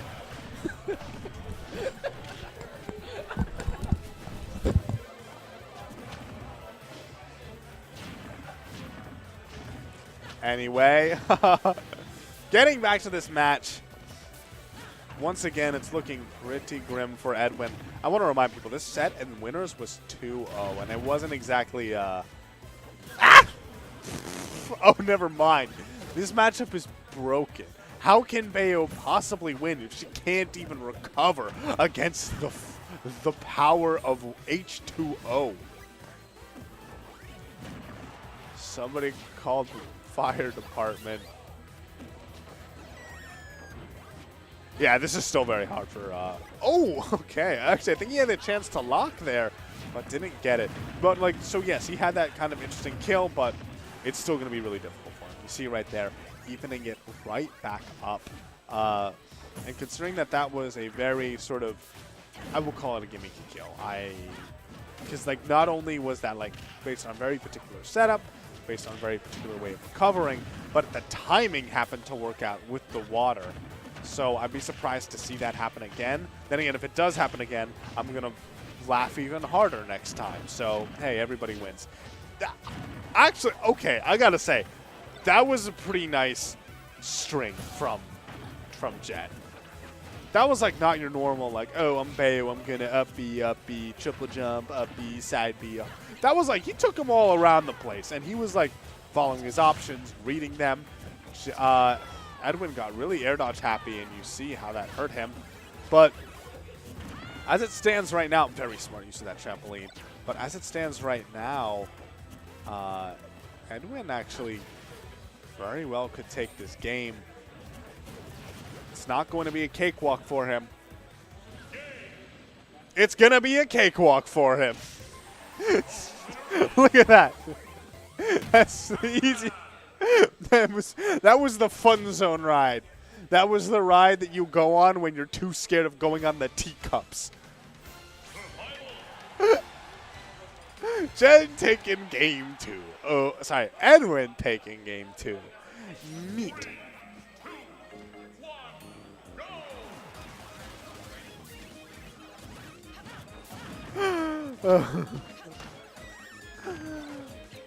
That was juicy. Anyway, so we have for game 3 here, Town and City. So number one thing about Town and City is whether or not Edwin gets roofed. Because of how, like, you know, Pac-Man basically, he really struggles when the opponent, was able to camp him out, especially if you're Bayo. To the point where if he gets an early stock like that, I wouldn't feel like I'm overextending to say that that's the game. Oh, what a beautiful read right there. Punishing with that forward smash. Big and hard for sure. Not able to close out the stock just yet, but 94% on Edwin. He definitely has to be scared of quite a bit. You see Jen throwing out that down air. Down air will probably finish it. Oh. I thought something really scary was going to happen there, but, you know, just some nice solid damage. How does Hydrant go that way? I guess it bounced off of the shield because that's not in this game anymore, though. Whatever. Pac-Man's physics are, we'll call them point smash for 0.004. As in, like, it kind of feels beta-y. Anyway, so Jen taking him out right there. Ooh, yeah, that's the fact that Witch Time also has a bat within frames to it. It just makes it that much trickier to punish. It's a, especially if you're Pac-Man. All right, good trampoline. Oh, this could be huge. Let's see how it ends up playing out. Gets it with the other hit of a B, but good DI from Edwin. Staving off the worst of it. You know, if you only take whatever that was, like 20%, I think it was even less, actually, so really okay for him. What is Jen doing? Why is this happening? If Jen ends up losing this set because of like 5 SDs. If he loses this game because he SDs again, or just honestly if he gets just thoroughly outplayed, which, I mean, the way Edwin has been playing great tonight, so we haven't really seen him turn up yet, but I wouldn't be surprised if we see some real fine play coming out from him. And if we do, I doubt Jen would switch, but Jen could switch. Maybe not to his Ryu, but to his Sheep. Just like, he survived. I think the Hydrant actually saved him right there, just barely, but a save is a save. Oh, and nothing's going to save you from that. Not DI, no balloons. That is it for Edwin. Even with a bizarre SD, Jen taking that. He's now 1 game away from getting the run back against... okay, yep, okay. You heard Boris talking about this earlier. This is very possibly the sort of more standard, smarter pick to go with. We'll see how it plays out. You know, on paper, this matchup still really stinks for Sonic. I've heard some people say,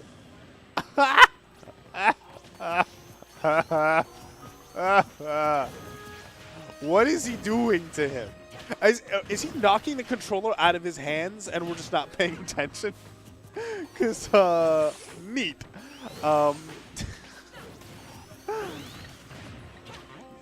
Chen has to make a bit of a comeback here. He definitely could, especially if he gets this ladder combo, which he does. Okay. It was a homie stock. He's like, I already know that I'm going to ladder you, kill you at like 2%. So I'll just give you this one. I'll just down it into the blast zone. Honestly, now every time that Jen goes off stage, I just expect him to die. And that makes it exciting, you know? He's trying to keep it fresh for the viewers. You know, oftentimes we look at a Bayo off stage and we're like, oh, doesn't matter. She could get spiked and looks like she's about to die and she's going to make it back. Where did he go? I genuinely thought he died there and somehow he appeared at the bottom of the screen. Sonic blending into the background. And so this game is dead even. Or possibly just dead. We'll see how these next few seconds play out.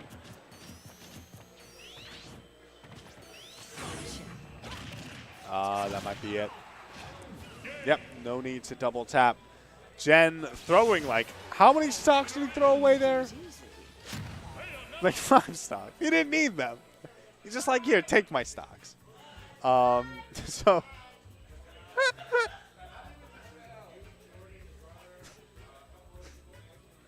All right, there it is. We're having a good laugh, and we're going to be moving on to grand finals now, where Ray will have to get off of the Fortnite setup so that he can actually finish this tournament.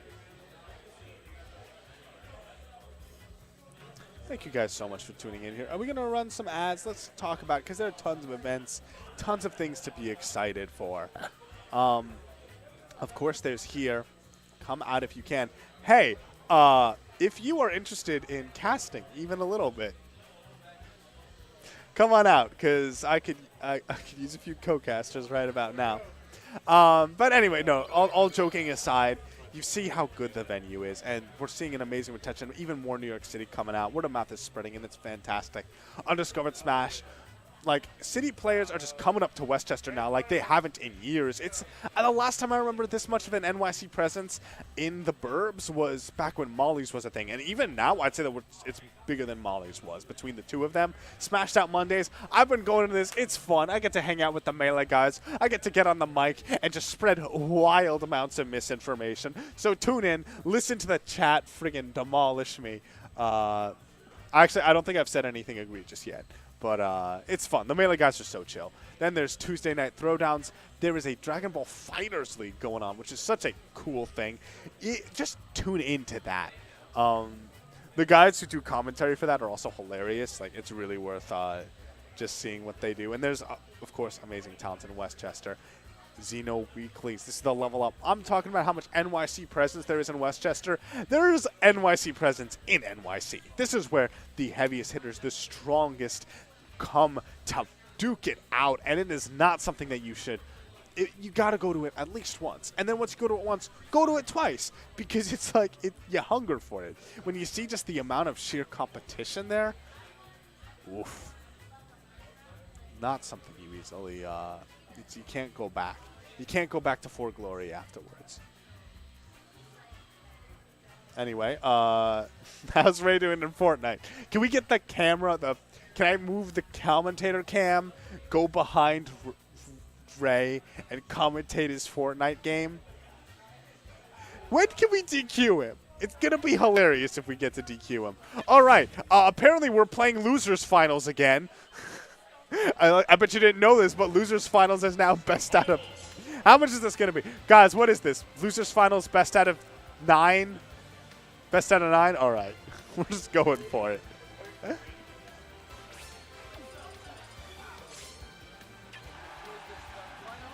Look at this, guys. Thug Losers Finals. I mean, hey, look at this. Hey, guys, if you want to play Fortnite and not play Smash even when you're supposed to, come to Encore. Yeah, a little bit of a hold up here.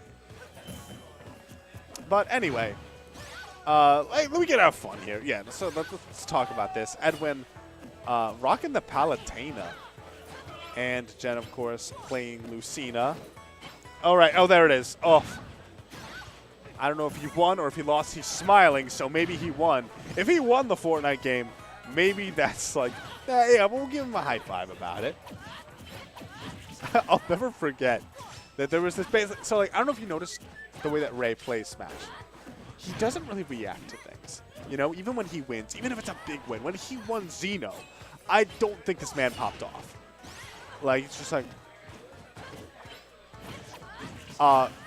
and then at Aeon, the first time Ray ever won a round of Fortnite, in an entire venue the size of a warehouse, everyone turned around to look as Ray just screamed, "Let's go!"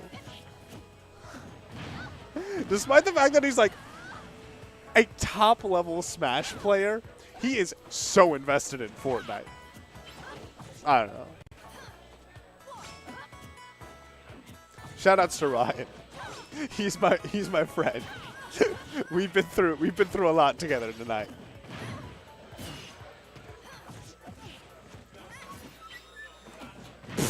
All right, just grab him. Get it out of here. Is there a reason why we're finishing this game? Thug Losers. Oh, you got it. Thug Losers Finals. The winner. Does it mean the loser gets the winner's money? I don't know. Whatever. We're moving on to Grands. Whatever that was, it is gone and past. We are having the return of Ray. He has won so many tournaments here, and they're going randoms. We have been waiting all night to see randoms in grand finals. Let's go. Does nobody really want to commentate this? Come on. Ryan, you want the mic? You don't know what's going on. I don't know what's going on. Nobody knows what's going on anymore. Do you want the mic, Ryan? No? All right. Well, here it is. Luigi versus Ganon. Have you ever grabbed a Ganon? Luigi has. All right, okay. So, if he dies right back, I'm gonna laugh so hard. Have you ever spiked a How? All right, this is. I freaking love this. I love Westchester. We've been in a night here where it's like, you know, people being calculated, defensive play. And all of a sudden we get to losers in grand finals, and Luigi's are taking Ganon down airs from misfires. Like, that's the first time that ever happened in history? Mike.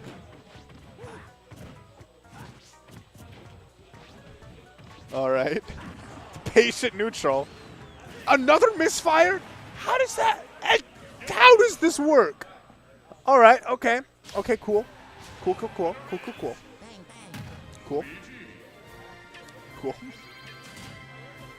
We have fun here. We have fun at Encore Esports.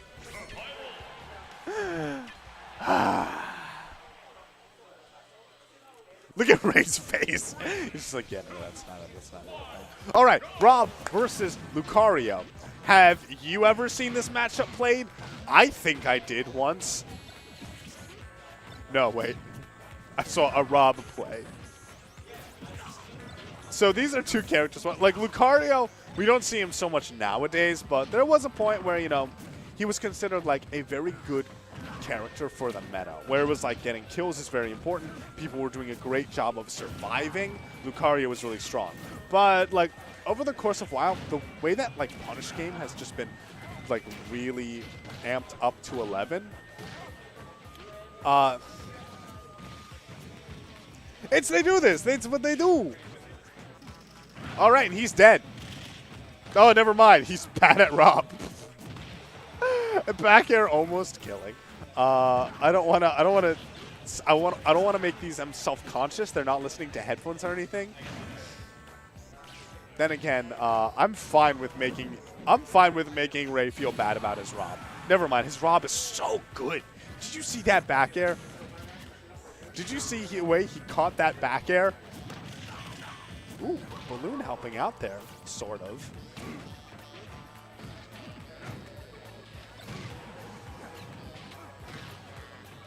All right. Without any rage on Lucario, his kill power is actually like Sheik levels, like instincts. Yeah, he's going for these hard reads on up smash. What does Rob do? What does Rob do? I mean, like, I've seen it. Like, this character actually has some of the craziest, like, comeback potential in the game. To the point where, like, I feel like people seriously underestimate just how brutal his 50-50s off of throws are. But in order to get a throw, like, if you get, like, a grab as Rob, you've already deserved the win. His grab range is one of the most pathetic things ever. You notice how his like, limbs don't have joints?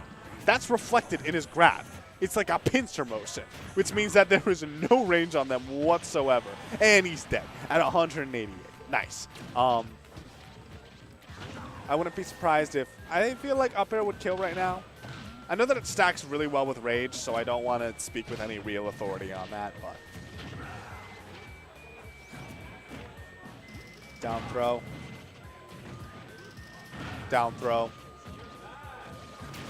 Up smash. All right, okay, fine, whatever. I thought we were going to get another down throw. I thought it was just going to be the rinse repeat. Like Rob was stuck in a recursive loop. 4. I equals 0. I is greater than is less than infinity. Rob down throw. All right.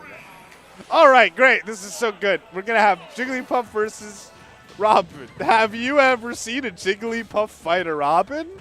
I don't think so. Milk, do you want to get on the mic to commentate a Jigglypuff versus a Robin?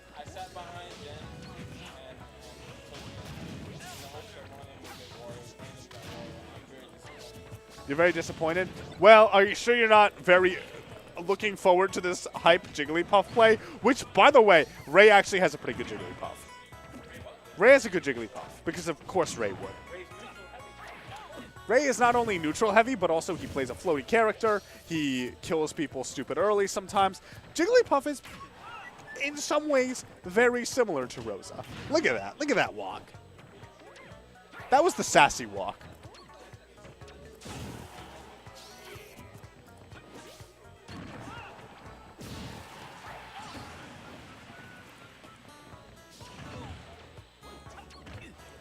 Nice neutral air.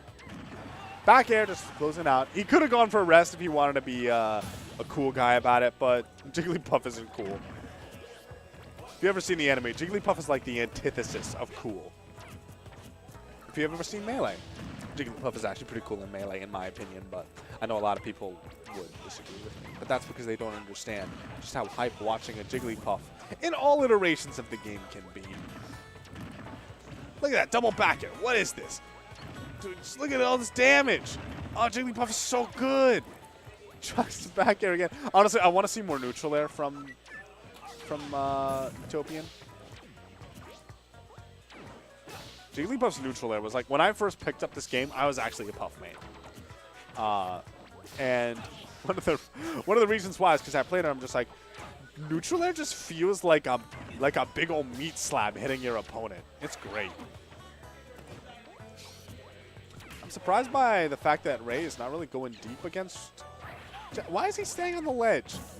Like, come on. There's no hitbox on that recovery. You're Jigglypuff. Just go down there in neutral air. Why do you need a back air? You know, just another lasting hitbox. This is what you get. He's dead.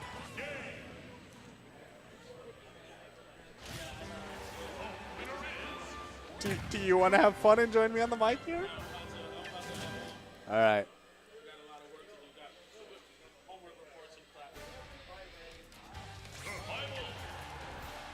What?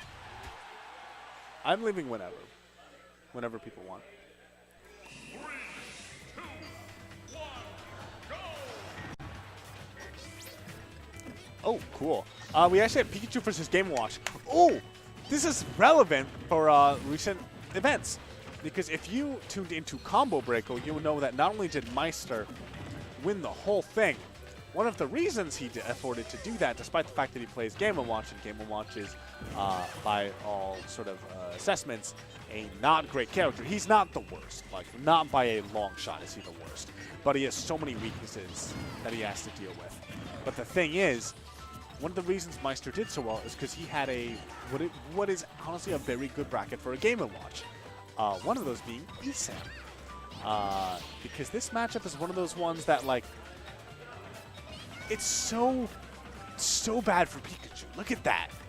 He's just, how do you can't, Pikachu can't resist the call, the siren's call of up being in SSD. I want to see a 9. If there's any way we're going to end this tournament, it's going to be with a silly 9. He heard me. He's going for it. The 6, the 1. 6 plus 1 is 7 plus 2. There are 2 characters. The next one's going to be a 9. The next is... Come on. Give me what I can. Give me what I paid to see. Show the people what they want. Not a back throw.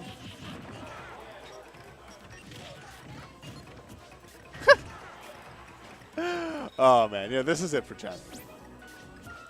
This tournament is pretty much under wraps. 154% into death. Ray is essentially one up smash, one good forward tilt, 1-9 away from taking this game and the tournament. Okay, there it is with the classic smash attack.